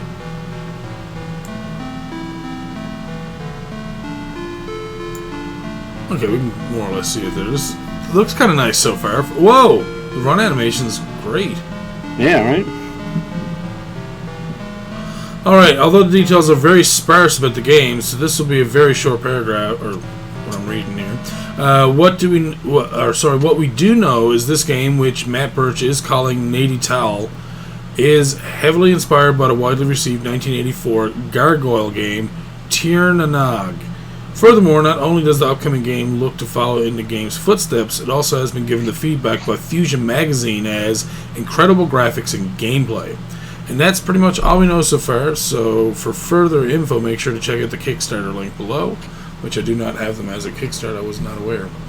But it looks very nice. Very smooth, again, for ZX Spectrum. Yes, it did look very smooth. Now, it looks like you're only using half screen, and the top part of the screen is literally just for environment purposes, but it's still cool, like barbed spear and bolas, a fish, a stick, a shark. Like you can obviously pick up stuff and use it for different puzzles and stuff, which I like that. It's cool. When are we getting to ZX Spectrum, Scott? Fuck. Yeah, right. And Amiga, and the C64, and an MSX, and Jesus, and this, and everything. When are we winning the lottery? All right. That, yeah. Pretty much just that. EXO, an upcoming Atari 7800 game with heavy inspirations to Cybernoid. If you guys haven't played Cybernoid, I'm most familiar with it on the NES, but apparently it's also on a ZX Spectrum, Atari ST, Amstrad CPC, C64, or Amiga, which you're basically a ship going through. It's almost like kind of like puzzle rooms. I guess that's a safe way to look at it. Safe to call it. Cybernoid, the fighting machine. Oh wow, yeah, the actual sprite looks like the Cybernoid sprite. Yep. As posted by the creator, EXO is heavily inspired by games like Cybernoid, Starquake, Exile, and even Adventure. Flick screen shooter, adventure, explore type games, EXO draws in these archetypes. It has shooting, but it's not trying to be a shmup. It has exploration, it has some puzzles with more planned. It has a lot of figuring out the player needs to do to solve each screen and level. As for future plans, while there is a demo available for you to try, in later releases there will be pokey music, more original SFX, additional levels, pickups, and bonus lives, and much, much more. I don't know if pokey music is something fun they wanted to say or what. Oh. I have no idea. Or if that's a certain type of music. If it is, I'm literally have no idea what that means. But yeah, I was a fan of Cybernoid. I do remember playing it a bit growing up, but I was still not that great at it. It's a fun little puzzle game. I mean, trying to figure out, where to go and timing. Yeah, pretty much. Alright, next we have Super Metal Hero. A new Amiga platformer with parallax scrolling, teased by Tenshu. Ooh. Ooh. This is going to be good. Already knows.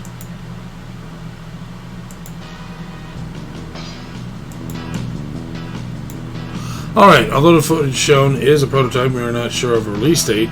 Rest assured, going by the footage above and with Tenshu behind the upcoming The Shadows of Surgoth, it will feature plenty of action platforming gameplay, great sound effects, music, and as I'm sure you've noticed above, multi-parallax scrolling. And that's pretty much all we know so far, so watch this space. We're gonna get the gameplay. Okay. Come on, dude. Let's go.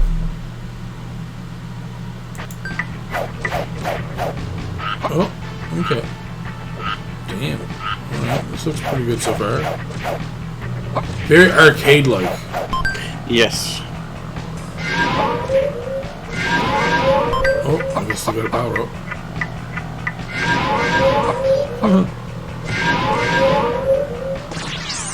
Maximum power. What? Oh, shit! Oh, now you got the sword. Oh, shit! You see? Oh, my God. Oh, man. Oh, shit. Jesus. Alright. No, you jump high enough, bro? Yeah, I think it was overkill. Woo. Holy shit. Oh, yeah, this looks solid as fuck, dude. Oh, you can run out of special, though. I can see it over there. His S bar is almost depleted. Eventually, you won't have any. Yep, looks like he's out. And it looks like it's trying to tell you something, like there might be a way to charge it back up, maybe? I smashed rocks. Oh, never mind. They just filled up their meter. There you go. Jesus. Oh, he's shooting the laser beam. Oh, now he has like a wave beam. Wow. Ooh. Jesus. Alright, anyways, we're gonna just look at this. Literally just about to say we should probably move on. Naddando, a seriously cool C64 SEUCK game by Commodore Spain. Alright. I'll bite. That's what she said. Wait, no, don't. Ooh. Don't bite. No, don't do it. Go Saberman, man. Always Saberman, man. Always putting up the videos of demos of all these new games. God love them. As noted by description, Naddando, it could be Naddando. Naddando. It could be butchered now. Anyways, it's a game inspired by the great C64 classic Commando, a new game in honor of that particular classic on its 35th anniversary. Furthermore, not only is the latest game created by Commodore Spain regarded as a shooter in an aquatic environment, but it also has nods to other games like Rambo Part 2 or Ikari Warriors within the limitations of used engine created for this particular game. Can we have some gameplay, please? Rainbow Commando. Rainbow Commando. Oh. Commando. Whoa, whoa, whoa. Yeah, I can see the Rambo feels in this.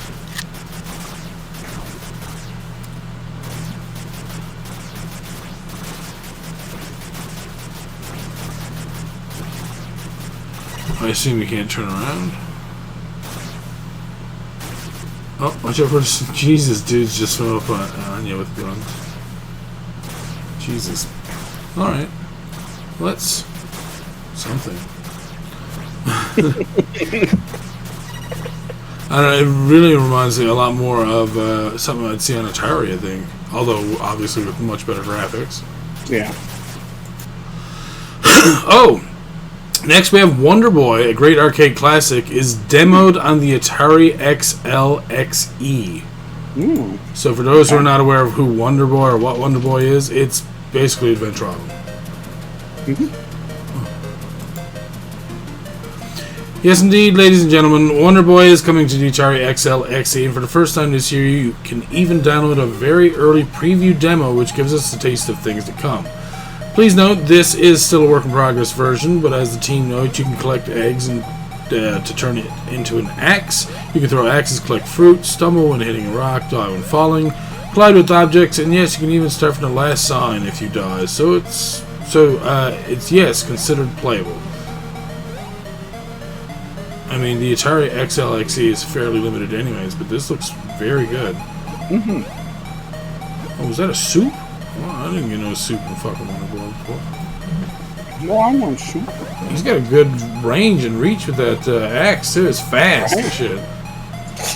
Yeah.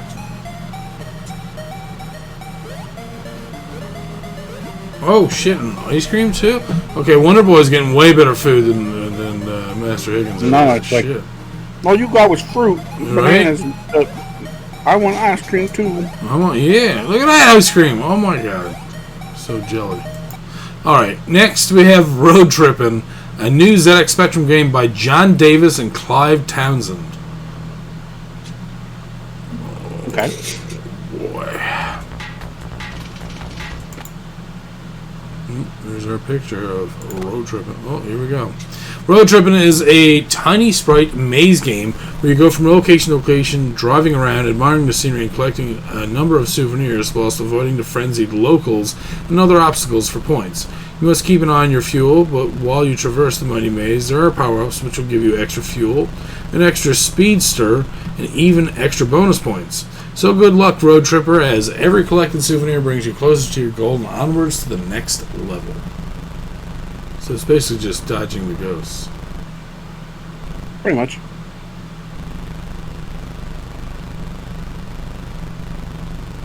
Oh, and the slow-moving things are your souvenirs. Okay. I played Road Trippin' and all I got was this lousy t-shirt. So it's very basic, yeah. I hope that the... oh, yeah, they do. They change. Oh, cool. All right, I like this.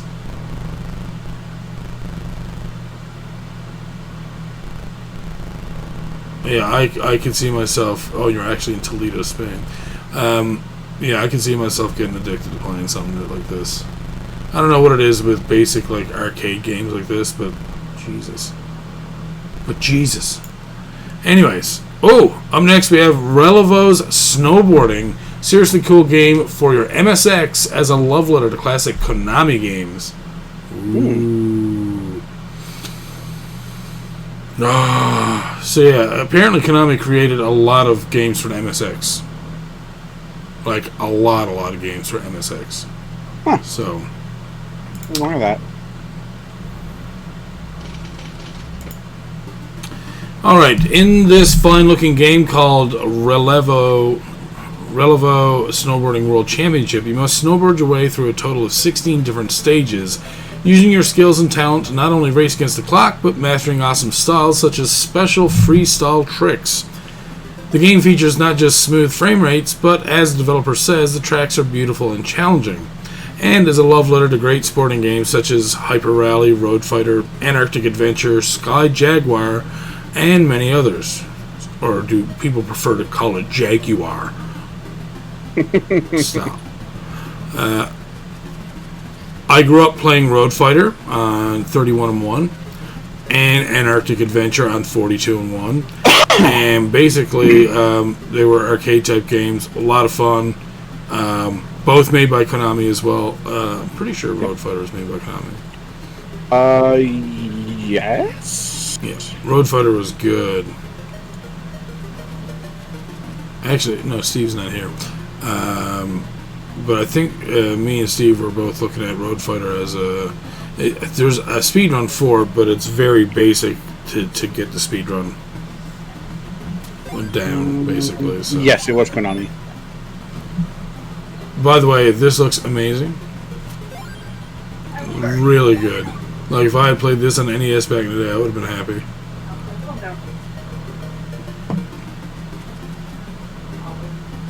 So good.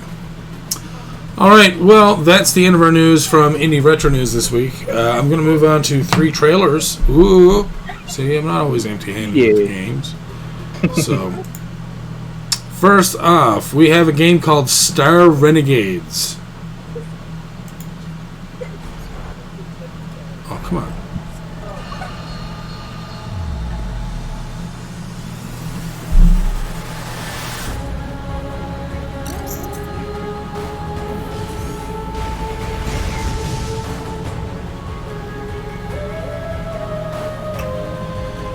This looks good.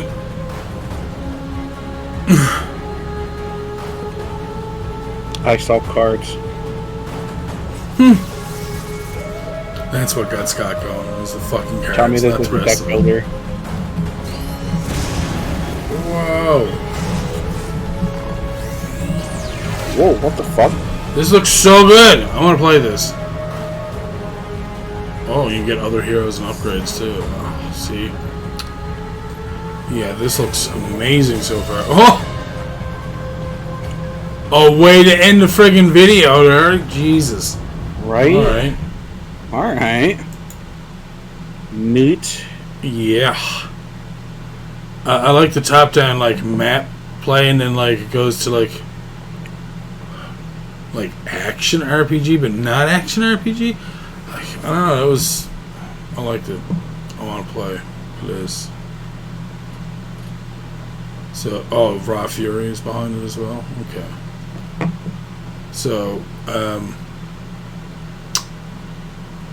yeah, I can't wait for this to come out. Apparently, it's not coming in until later this year, September 8th.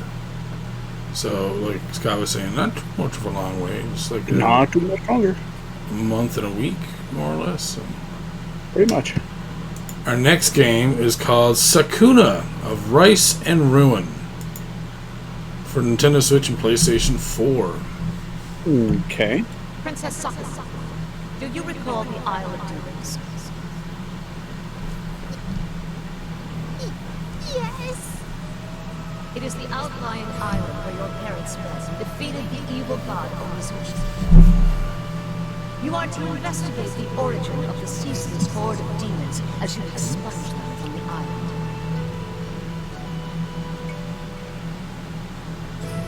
Until then, you are banished from the capital. That was not what I was expecting to see, so it's an anime kind of style. Oh, I'm gonna sneeze. The Isle's full of demons, huh? Aren't gods supposed to protect us humans? Yeah! Alright, fine. Oh my god. The princess has wanted for nothing and has grown accustomed to relying on her parents' wealth. It's friggin' huge! Kita, look! There are 2 rooms farther inside. This must be fate. Let us aid one another. If you sleep your days away as you did in the capital, you will starve ere summer comes. Okay, this is awesome. What exertion! My muscles cry out! Welcome to the rice fields, motherfucker. They're telling me to go out and Whoa! Fulfilling your duty, Whoa! strengthening your footwork What? day by day. Oh, Yeah. I'll tell you what this reminds me of, combat-wise. identify yourself! I'm hoping one other person's played the game.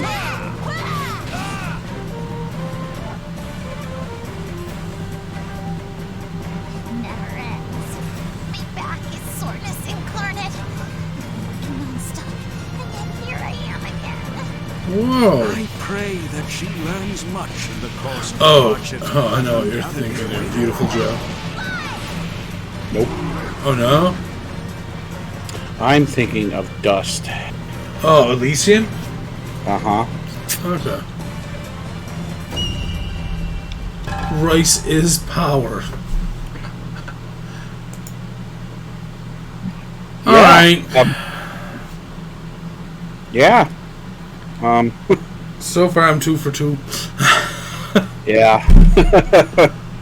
Jesus. Alright. Pretty nice. So I had to explain that for people just listening. Sakuna is more like there's a hack and slash aspect, but it also has this part where like you have to do menial tasks around your home, like planting rice in the fields, and I think what was she doing with her foot, like crushing something, like maybe trying to it looks like it was like or something, like kind of like a mochi hammer. It kind of looked like so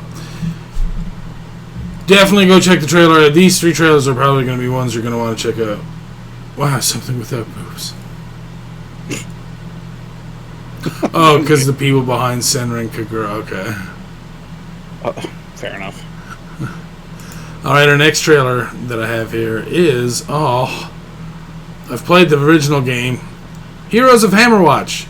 Ultimate Edition launch trailer for Nintendo Switch July... and Xbox One coming out July 2020. You guys have got like a day or so left, so I hope it's coming out soon. I'm not sure if I went over this in another podcast or not. I don't know. It doesn't look familiar to me, so I'm hoping I didn't, but... Oh, Scott, if you haven't played Hammerwatch, dude, I think you'd enjoy it.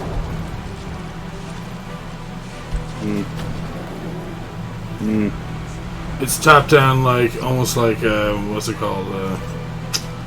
Gauntlet, but there's more dungeon aspects to it. Yeah. So good. This kind of reminds me of, like, Realm of the Mad God, sort of. This should have been out before that, I believe, if I'm thinking of the same game. That's what I'm saying. It kind of reminds me of, like, that sort of game. Yeah, this looks so good. Oh, it's been so long since I played this game, too. Me and Steve are going to have to play this sometime soon. And then the music just changes at the very end. What? Alright. Anyways, so that's something that at least I'm looking forward to playing. Heroes of Hammerwatch. If you played the original Hammerwatch game, then you'll probably want to do it. I actually done a review on the original Hammerwatch game on YouTube. Okay. So anyways, we're going to go to our news from Destructoid next. Starting with Cloud Gardens, a chill game about creating overgrown dioramas. So I don't really need to talk about it. We're just going to go in and look at this. And it literally looks like it's all like cardboard, pixely, kind of like diorama stuff. Yeah. And I fucking love it because I'm a nerd for this kind of shit.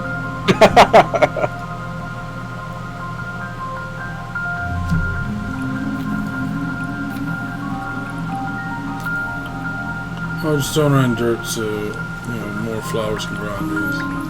Okay, look at this. Just put some bottles there. That's good. And you're just literally just making dioramas. That's it. I'm totally game for this. This would be so cool for making just like random like background things for like banners on YouTube or shit like that.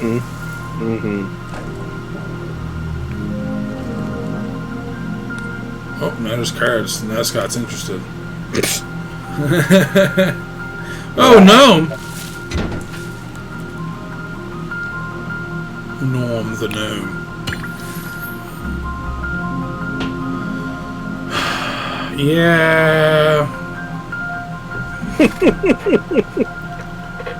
Any reason to spend more money. Oh, yeah, we also looked at... we also looked at the other game they're talking about here that they're comparing to called Townscaper. I don't know if you remember when we looked at that one. It was the same type of thing, but you were building homes and houses. Yeah. What's so bad, Scott? Alright, so I'm not going to talk about this too much because we're going to be looking at the Kickstarter, but I'm going to mention it now because some of you might have heard of it and I've been told it's really good. God. And I may pronounce this really badly. Eiyuden Chronicle is a Suikoden spiritual successor created by members of the original Suikoden team. This Kickstarter is absolutely disgusting, by the way. Oh, really? Like, not in a bad way. Oh. The amount of money that they made in the first hour is insane. Gross. Oh, okay. So I'm not going to read this article. I just want to tease you for a second because we're going to go to the Kickstarter for that. Since we're not reading the article and we're going to like see the numbers that are posted now because the Kickstarter's already been going down. Mm-hmm. And they made $250,000 in their Kickstarter. The first hour. The first 36 minutes. Oh, jeez. Wow. 30 people were waiting for it then. Minutes. They made $250,000. We'll get to that eventually. About the creators of the Suikoden franchise. Mm-hmm. There you go. Yeah, we'll get to that soon. So yeah, we have Brazil of Games Dandara, which is a cultural Metroidvania. Okay.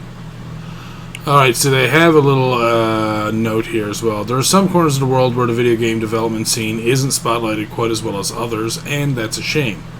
There's so much cool stuff being put into the universe from really unexpected places that we don't hear about nearly enough.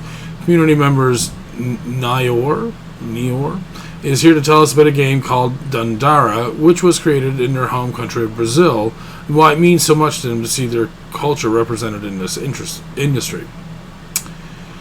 Alright, so the Brazilian gaming industry has made quite a lot of progress in the last 10 or so years. Part of that stems from the rise of a new generation that grew up playing video games who have now become developers themselves, and partially thanks to Steam and other methods of online distribution, our games have finally been allowed to reach a much wider audience. One side effect of that upbringing is that the majority of games upcoming from these lands are nostalgia-fueled rides. Mm-hmm. That's not necessarily a bad thing, though, since without the nostalgia, we wouldn't get titles such as Horizon Chase, Blazing Chrome, or Knights of Pen and Paper. Fantastic games for sure, but to me, they lack that cultural touch that just screams that was made in Brazil. Kind of like how you look at Stalker and tell that it was made by a team of Slavs using TI-84s. Still, sometimes I get my wish and some developer comes along to explore a facet of my culture, be it the Amazon forest, the local folklore, or just the prude humor, to put it lightly. Yeah, I'm saving bad rats for the distant future, don't pressure me. Today's game falls very much in the latter category. It's a beautiful little gem called Dandara. How long is this? Okay, this is an exceptionally long excerpt that we're not going to go through. So we're going to watch the trailer instead. And I'm sorry, we just don't have the time to read through, a 20-minute read of just how you feel about the game and stuff. And not that I don't appreciate it, or that we don't appreciate it, but we have to make use of it. That's just music. That's a screenshot, which looks fucking crazy. Holy shit. Is there really no trailer for the game?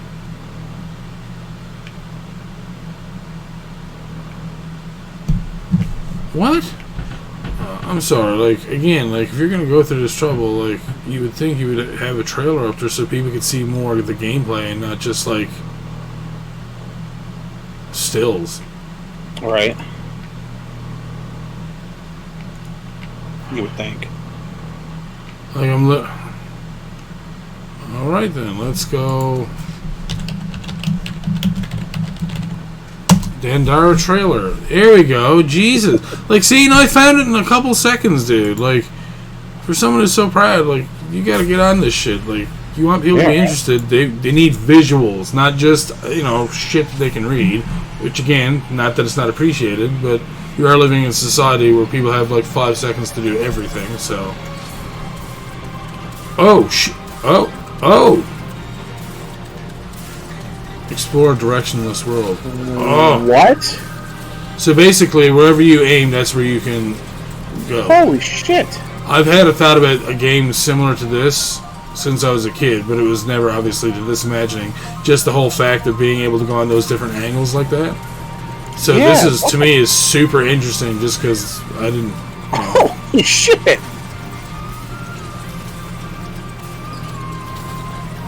Oh yeah, so this looks good. And this is already out. This game is released, as far as I know. Yeah, came out February 6th, 2018. And this is a Metroidvania.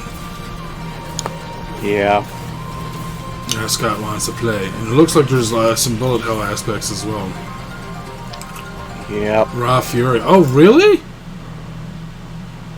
They're the ones who just had that other game we were looking at. What the fuck?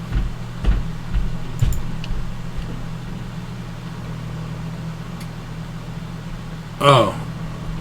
Everyone's perverts because Game Hunter has his hands under the desk. Good old Steve.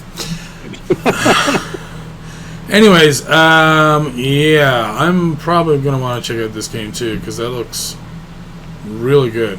Pretty cool, yeah. Yeah. Alright, our next news is Animal Crossing New Horizons' second summer update will finally let you back up your island. Yeah, boy.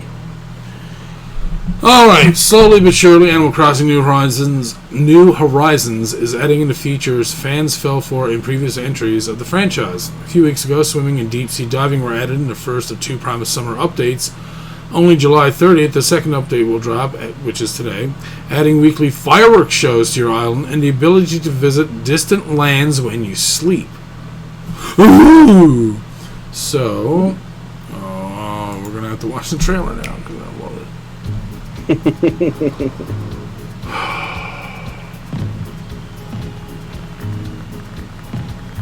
I'm gonna have to make fucking like Animal Crossing like a permanent thing on my stream. And when I start streaming again, right? I know, you guys can poke fun. I don't mind. I'm the jerk who's not streaming. Ah!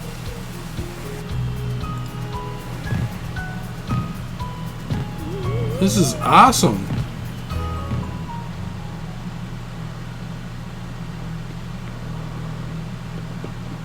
Isn't even live, it's pre-recorded? I don't know what you're talking about. Yeah, so, oh yeah, the dreams part.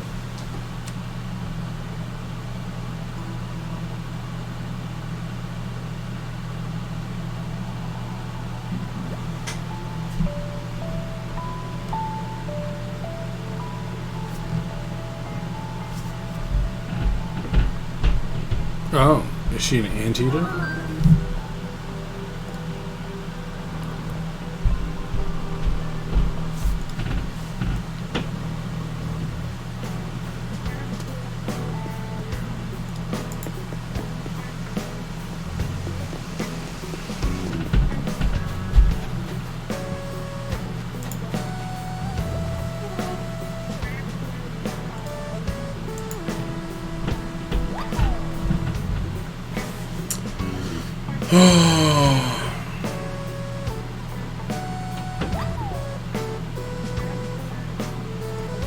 Free update fall. Oh my god. Stop, man.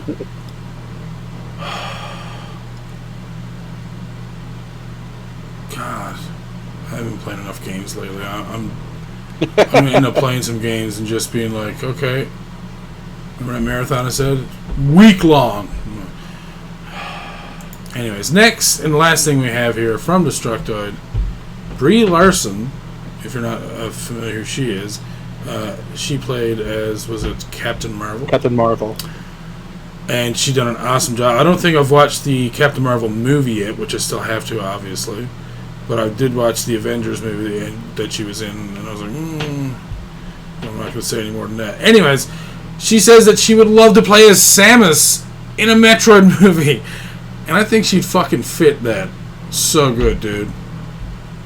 Yeah, there were like, she would definitely fit. There was one, what the hell is her name? Jerry Ryan, who played 7 of 9 on Star Trek Voyager.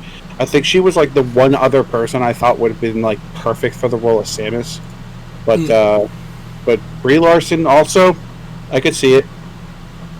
Apparently, she said she'd love to do the role. She was on Gary Whitta's quirky Animal Talking show, where the host interviews stars within a virtual Animal Crossing-style TV studio. When asked about the potential role, Larson enthusiastically responded, I would love that so much. I was Samus for Halloween 2 years ago. It was literally a $20 costume bought off of Amazon. I was so excited about it, and so I posted a picture of it on Instagram of me in the costume, and turned into this thing of people being like, whoa.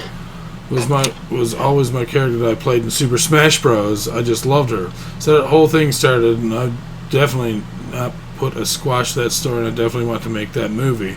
So Nintendo, once again, I would love to do it. I think it's pretty cool that she just basically admitted that she plays Metroid in fucking Super Smash Bros. That's getting all the fanboys. Yeah. Of course, before Larson could even be considered, Nintendo would have to actually put a Metroid movie into production. Metroid has proven to be one of those gaming franchises that teases a movie for decades without the project ever actually moving forward. Closest Metroid has been to hitting the silver screen occurred back in 2004 when Hong Kong action director John Woo was tipped to adapt the series for Nintendo, but then the project soon fizzled out. Whether Larson achieves her Metroid dream remains to be seen, but either way, it won't be too long before she finds herself back into the outer space. Marvel has scheduled a second Captain Marvel movie for 2022, which will see Larson return to the celebrated role of spaceship wrecking, Kree-crushing superhero Carol Danvers. I think Larson would make a fine cinematic Samus, but given her iconic Captain Marvel duties, producers might shy away from having her play dual intergalactic superhero roles. I think if it's up to her, she's going to do whatever the fuck she wants. So, yeah. So that's pretty awesome. So yeah, might not, but might have looked up that Halloween costume. Yeah. Of Brie Larson, and yeah, yes. All right, put the link in the channel there. We're gonna have a look at it, Scott. You know I'm gonna want to, fucker. And whoop. Wait, you done that? And just as Scott's face. Oh. Yeah. I didn't. I was thinking about like suited up Samus, not zero suit Samus, and I'm just like, oh, that changes everything. But still, like, that looks pretty fucking good. Like, yeah, boys. Yeah. Hold on, I'll hit this up in the Discord so that everybody can see it here. Yeah. OWG. We'll put this in the OWG General. There you go. That is Brie Larson as Zero Suit Samus. Not bad. Not at all. No? I'm gonna say, like, actually pretty good. Yeah. All right. So now we're going to move into our Twitter section of the podcast. I only picked up 3 people this week, though. All right. Our first person here is Blacktar at Blacktar14. They created a pixel art jungle tile set for a TD. Oh my God, I can't English. You couldn't. Created a pixel art jungle tile set for a 2D platformer game. If anyone's interested, the tile set is available at gamedevmarket.net. And I was hoping that they would play this, but it's animated. They just don't want to show it for whatever fucking reason. Why are you being like this? Fuck you, man. Thanks, Twitter. Right? Jesus. Okay, well, look, they have other illustrations. Here you go. Baldur's Gate, body. Ooh. Alright. Oh, shit. Okay, here we go, Scott. Look at this. Okay. And illustration X-Men Mystique. Oh, shit. Oh, she thick. No, she mad thick. What the hell, man? I'm alright with that. Those hips don't lie, neither do I. Wait, Reboob. Just something silly. Illustration Reboot. What the hell? Megabyte's all like, wait, what the fuck? Well, Megabyte looks super buff there, too. Shit. Reimagining a Megabyte. Alright. So, yeah.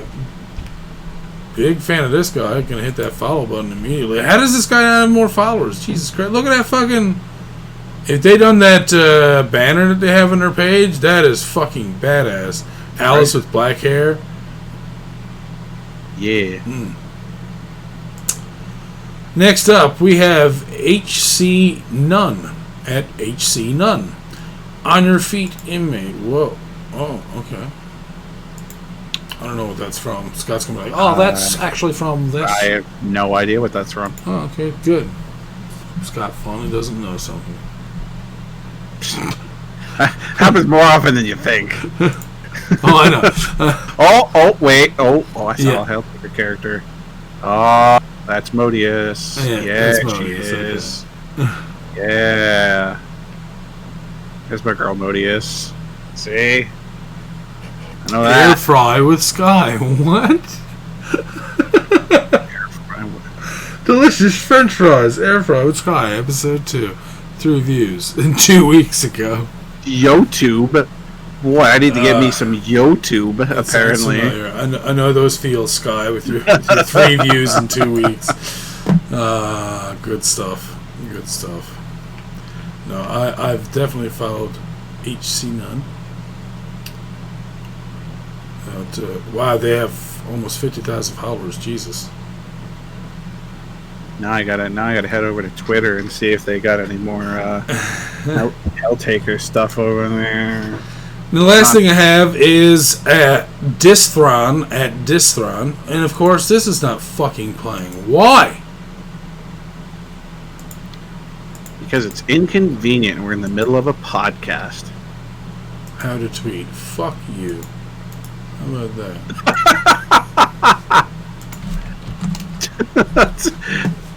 Hey! Aha! Fuck you! Got it working. So yeah. New background for Paradox is looking good. So, I guess this is their game. It looks like you're an eagle going across the ocean there right now, so... Yeah, it looks like you're going across the ocean in a storm. That's kind of nice. It's kind of cool. Very modern. Very cool. Very modern. 4 or 5 sausages. Very modern. Eat a piece of chocolate. Have a cigarette. Alright, and of course, next up, we have our Kickstarters. Yeah. That, of course, are never... I'm just going to refresh. Refresh. Guess what? Refresh. We have 4 Kickstarters this week, too. Ooh. Ain't that nice. Ain't that fancy. If they ever come up, my god. Alright, I guess I'm going to be starting off with Space Raft for the NES, which has already made its goal. They're looking for $6,404. They've already doubled, more than doubled. At $13,218, they have 28 days to go. How the hell do you put a raft in space? That don't make any sense. A whimsical new NES homebrew game based on the music and humor of the indie rock band Space Raft. It's finally here. Well, that did not answer my questions. How the hell? Action as you help rock band Space Raft. Well, what in the hell is going on? Land of Wisconsin, attempting to eat as many chicken sandwiches as possible and eventually save the day. What is going on? Eat as many chicken sandwiches as possible. Jordan's ferocious fire attack, John's fists of fury, Tyler's brutal bomb explosions, and TJ's bowling ball. Do you think you have what it takes? What the fuck? Coming soon. What in I love how they're using the old school NES commercials. Buckle up. Prepare to launch. Well, that is not a raft. That is a van. You cannot tell me you are a space raft and then show me a white van. It's a band. They're probably traveling in their fucking van, Scott. Listen, that is false advertisement. I want you to travel in a raft, not in a van. You should be called Space Van. My more concerning thing is how what's up, Peter? How you doing? This van is made out of marshmallows and markers.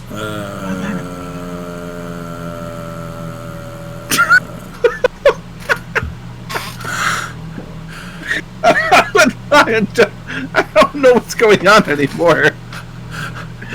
How's it going, Peter? I'm here in person, and I'm like, what? I don't know what the hell is going on. What are you? Is this? Oh, these are the chicken sandwiches that you're talking about that you're collecting. That's a lot of chicken sandwiches. How come they eat so many of them? You cannot eat that many chicken sandwiches. But McDonald's is gonna be like, listen, the McChicken we're out of McChickens. Thanks to these people who call themselves Space Raft, but they are actually in a van. Space Raft is an indie rock band from Milwaukee, Wisconsin, rooted in the sound of the post-Beatles period pop music milieu that occurred in the early 1970s, encompassing influences from artists like Badfinger, Big Star, Harry Nilsson, The Raspberries, ELO, Black Sabbath, and Klaatu. Often varying from heavy psychedelic dirges to shiny pop melodies, the band is able to inhabit a territory that is uniquely their own, as demonstrated on the band's recently released third LP, Positively Space Raft. No, that is even more false. That you cannot say positively Space Raft when you are positively a space van. Oh, look at this guy with a picture of his high score from Goonies Arcade. Get out of here. Oh, there is a Space Raft van as well, apparently. Or no, that's a van. They just get out of here. You guys you're cheating. And my sister's coming down through the floor any second, apparently. Jesus Christ, man. Alright, you pledge $10 US, $14 Canadian, you get a digital copy. ROM. To get a cartridge-only copy, $45 US. Complete in box, $60, not bad. Complete in box copy with special edition cassette, $75. There's only 6. This is limited. 6 left of 20. $80 gets complete in box with a vinyl LP. And another limited edition, 19 left of 50. Pledge $100, get a special edition complete in box copy. Come with a 50-50 chance at a green or gold yellow, green or yellow, I guess, shell, with a special variant green gold sticker and green gold title screen. So special edition green gold game cartridge. Yeah, that's cool. Very modern. Very cool, very modern. Yeah, so again, very limited on their tier awards, which I usually enjoy. All stuff that's good, like none of their tiers are excessive. The highest tier is $100. That's good. So these people are not trying to like gouge anyone. And basically, if the 50 people went and got the special edition complete in box copy for $100 each, that would almost get them to their goal. Right. Well, what was it they were looking for?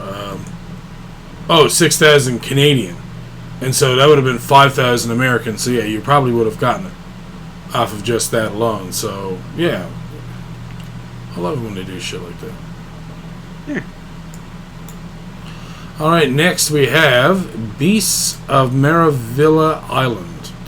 Now, I did not look at the all of the Kickstarters this week, so I'm not sure what to expect. This has already been funded, so I assume it's not terrible. They're looking for $13,342. They're at $24,492 with 15 days to go. An adventure game where you meet and photograph extraordinary creatures on a magical jungle island. That already sounds like something I want to fucking do. So I don't even have to watch. I already know that I want to play this, just from the fucking description. My dearest Marina, do not mourn me when I am gone. Just come close to me and don't scoochie. Beautiful creatures of this earth. A lifelong passion I hope I passed on to you. People think Maravilla Island is a myth.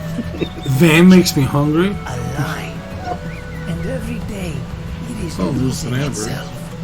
The magic way. The banana burst make me hungry. Orange burst too? It's all vibrant. Okay, I like it. Oh, Garrett! Never mind. Yet nobody Orange and bananas.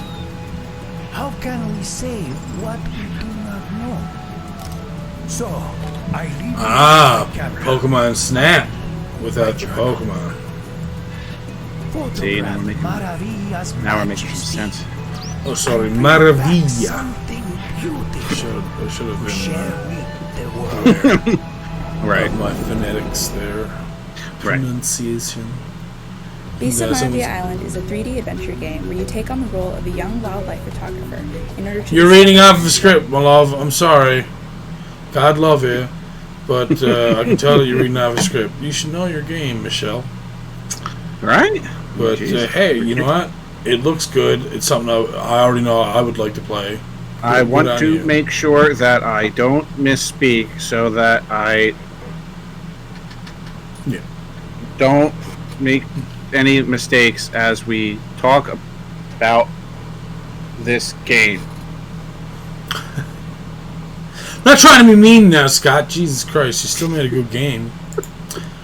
Alright, so Beasts of Maravilla Island is a 3D adventure game where you take on the role of a young wildlife photographer who traverses Maravilla Island's magical ecosystems to discover extraordinary creatures, learn their behaviors, and most importantly, photograph their majesty.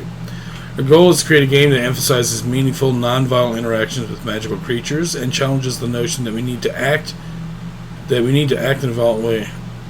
Challenges the notion that we need to act in a violent way towards video game creatures to enjoy them. Okay, I can understand where you're going now with this.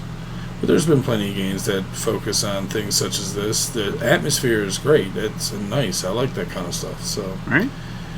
There's more, obviously. Well, she found it for herself. She got fully funded. There's more than enough people who are into that kind of stuff and want those kind of games. Personally, I love Skyrim, and I like doing those bad things to animals and like Pokemon and stuff like that. But at the same time, it's like in Skyrim, if you took out all the enemies and just said, just go for a run. All right, 12 hours later, did you want me to stop? I was still running. It's just because I like the scenery. I like how everything is built. You get to see. It's like the normal world. It's like, oh, I've never been here before. Oh, that rock is cool or different or stuck out in a weird way. Just all that kind of shit. So, yeah. Exploration games always welcome, at least for me, anyways. Mm-hmm. So let's see. $1 gets a snapshot. $5. Oh wait, I would say, is it thank you? Yes, my bad. Oh, okay. Wait, what?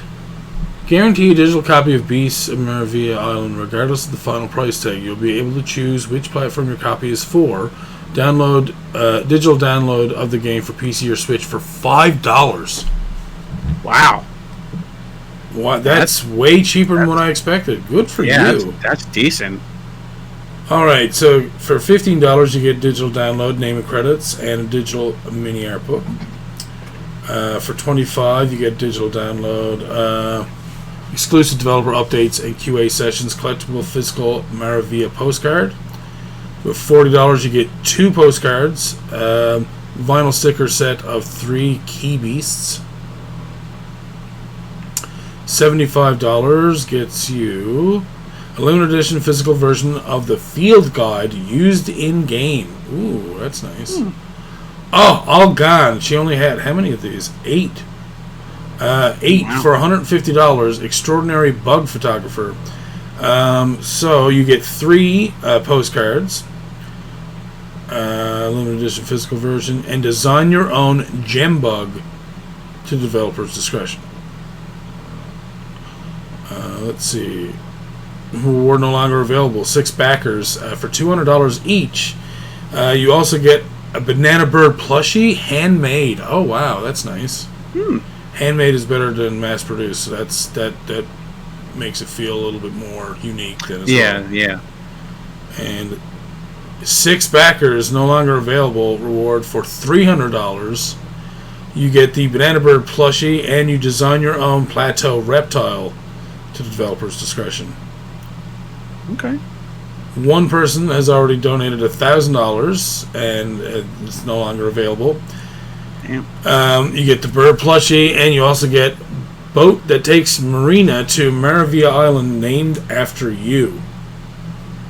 So whoever bought that tier in the game, the boat's going to be named after that person. Name and credits as executive producer, and a personal thank you video. Neat. Makes a lot of money, but I guess it's worth getting your name in the game, right? There's people out there that like live off of that kind of stuff too. Though. Oh yeah. So yeah, very interesting game. I like the sounds of it and the looks of it, and yeah, that's a good way of looking at it. The cross between Pokemon Snap and Breath of the Wild. Pretty much. Yeah, I love the vibrant colors. It's very not Breath of the Wild.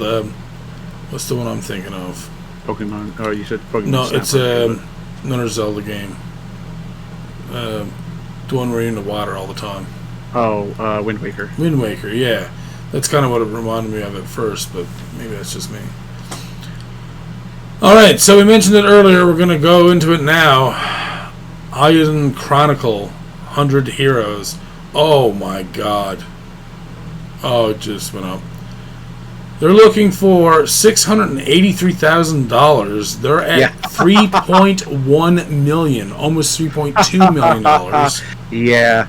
I would be checking out that record Kickstarter thing, because I have a feeling that this may get there.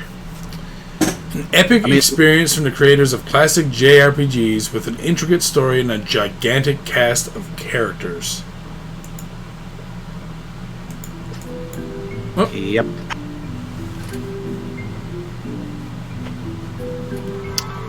Yep. ここは俺たちのテリトリーだぞ。お前誰に許可もらって入ってきてんだ？ボスやるぞボス。あ？早くとっとと出ていけ。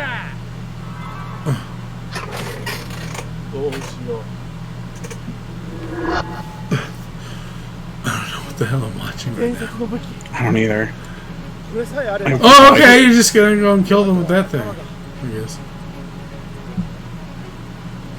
I guess.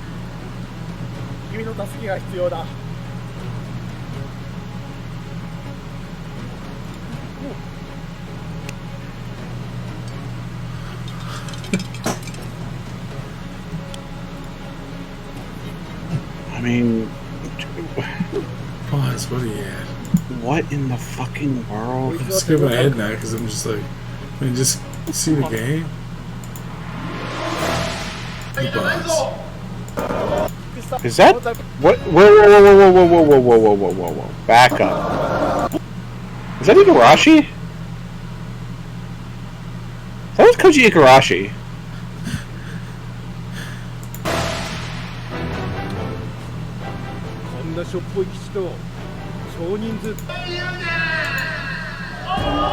Now, it looked a lot like Octopath Traveler when they showed that when we just zoomed up to it for a second. That was 100% him. Boss clear. Kickstarter に対してみんなの中に不信感があるのかもしれない。でも今回僕らは最高のゲームを作りたいと思っている。そしてそのためにはクリエイターが IP を持ち、本当にファンのためだけに仕事をする。そのためにみんなの協力が必要。 Hurry up and get to the gameplay! You're teasing the shit out of me now, dude. Yeah, wish it. Yeah, Octopath Traveler. So this is where JRPGs are going right now, I think, and I honestly love it.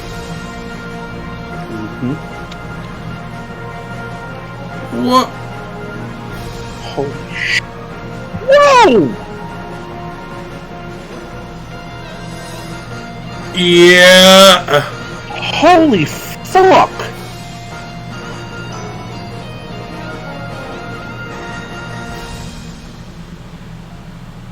Okay.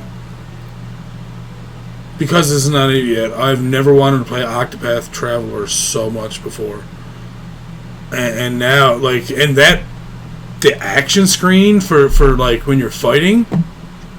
Holy. Oh, that felt like it was more like a realistic dungeon fighting for a JRPG as opposed to like, here's your typical background and now you're going to just do shit. Here's your same background again, you're doing the same.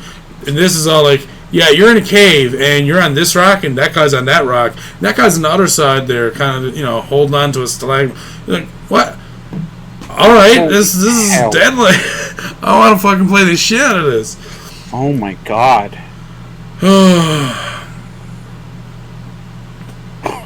All recorded scenes were filmed before the Japanese state of emergency and mass policy were declared. Stay safe.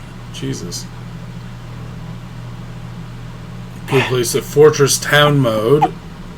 Consoles unlocked. Cooking. Oh, fucking it. If you guys had fishing in there, I'm going to flip. New Game Plus, new sound effects, Chinese localization, guild system. Periel joins. Fishing. Yeah, there it is. Fishing minigame. And there it is. Eupharious 7 joins. Hildy joins. Top Battle minigame. Maxim joins. Okay, no, we haven't got. We got as far as Top Battle minigame. Korean localization at 2.5. 2.6 mil real brass. Ooh. By the way, those all have been funded. It's at over $3 million. Oh yeah, geez, I didn't even. Oh, okay. Oh yeah, that's right. So they just haven't updated that yet. Those have all been funded. Oh, what boy.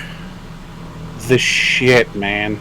I take it you didn't see anything about this before I showed you. I looked at some articles about it, but I had not seen it before now. No. Pancake slathered with cream. Yeah, who wouldn't like that? Duck soup sounds gross.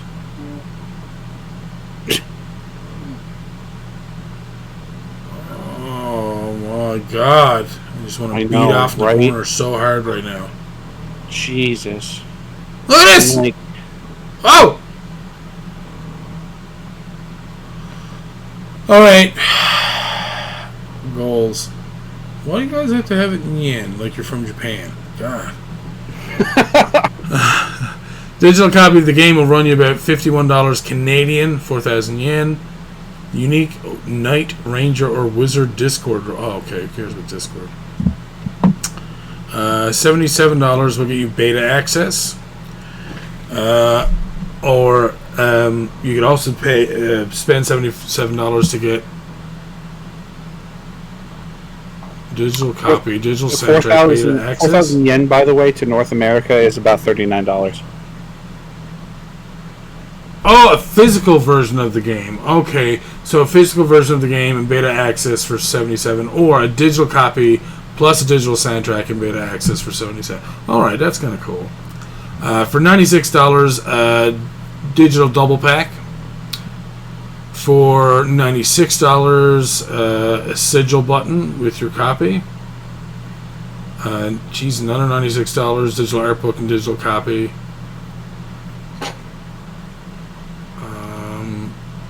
Digital and physical copies for $120. $128 gets you the sigil, the soundtrack, beta access. $128 gets you the soundtrack, art book, and game digitally and beta access. They've got a shit ton of, and I look at this scroll. Okay, look at this. This is ridiculous. What, Scott? Scott, what in the fuck, man? Seriously, I've never seen a game have this many different fucking rewards here. I mean, yeah, you got them, but Jesus, man, I'm not. You guys want to see the fucking tiers? Go look at them yourself. That is ridiculous. Yeah. That is like, I'm not even, like, for those who can't see and are just listening, it probably isn't a lie that there's 100 fucking tiers. It's not even like, not exaggerating whatsoever. If I said 50, that might be lowballing it. Honestly, I would say that is close to probably 100 there. Like, that is a lot of, like... That's a lot of tiers, like, man. That is fucked. Alright, anyways, game makes me want to jerk off in the corner, so if that doesn't tell you how I feel about it, then nothing will. Hell with the corner. Last game. New Game Boy cartridge game, Where Is My Body? Creating a new video game for Game Boy, Where's My Body? It's already been fully funded. They wanted $6,285.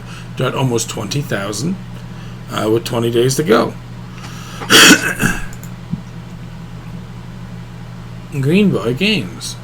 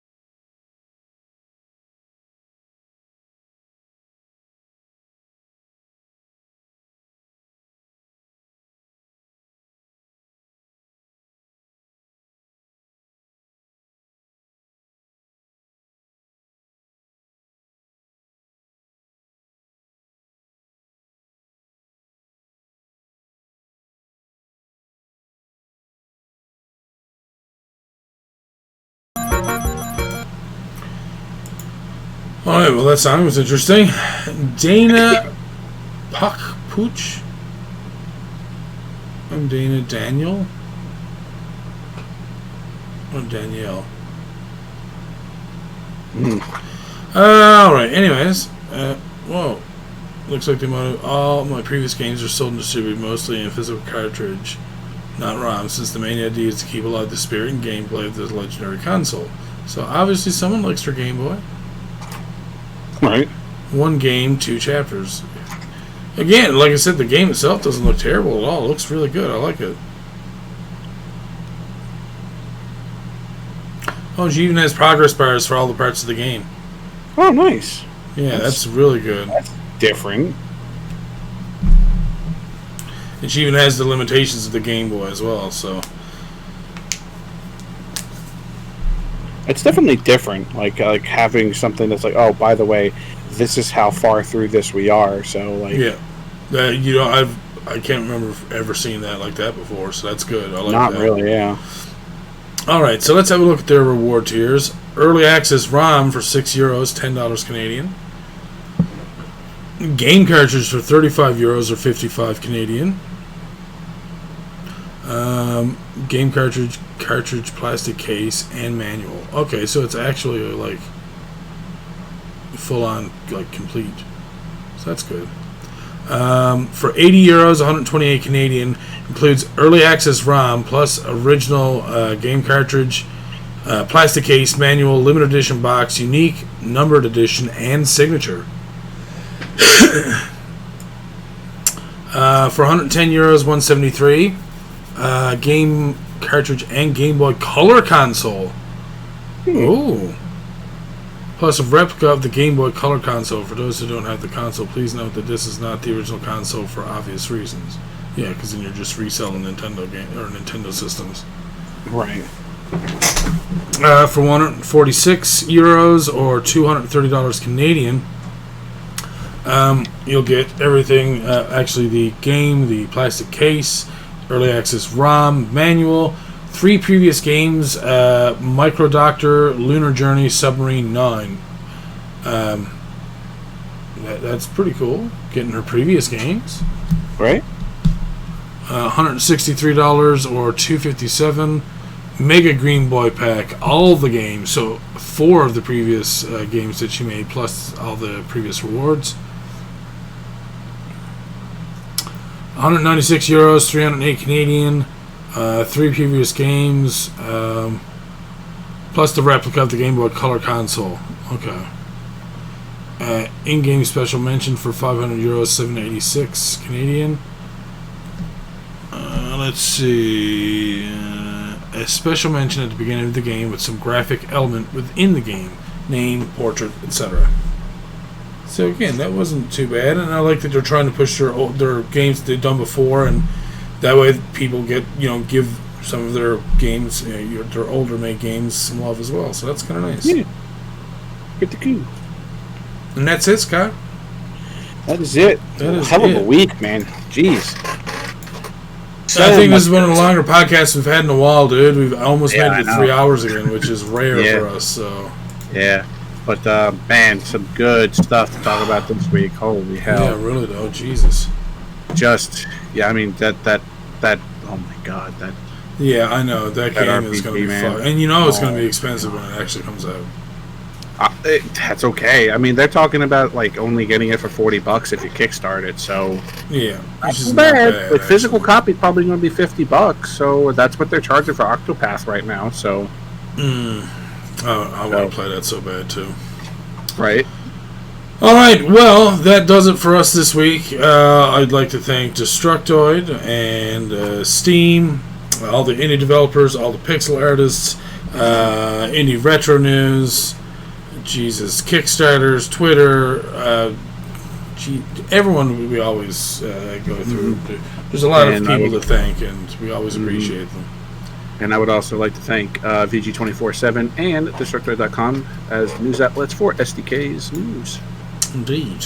All right, so this week we are going to we'll raid actually.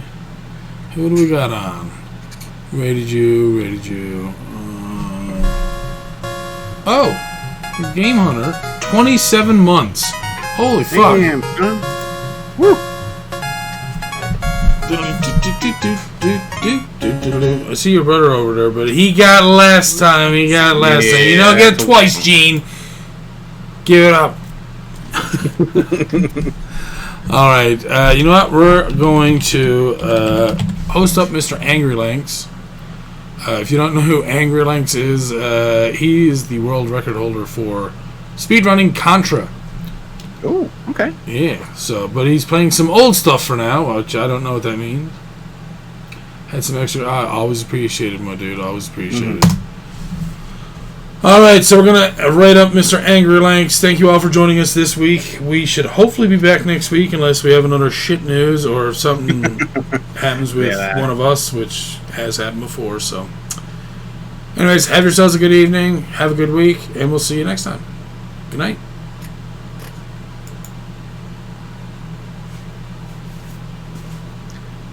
Good. Chase played Contra.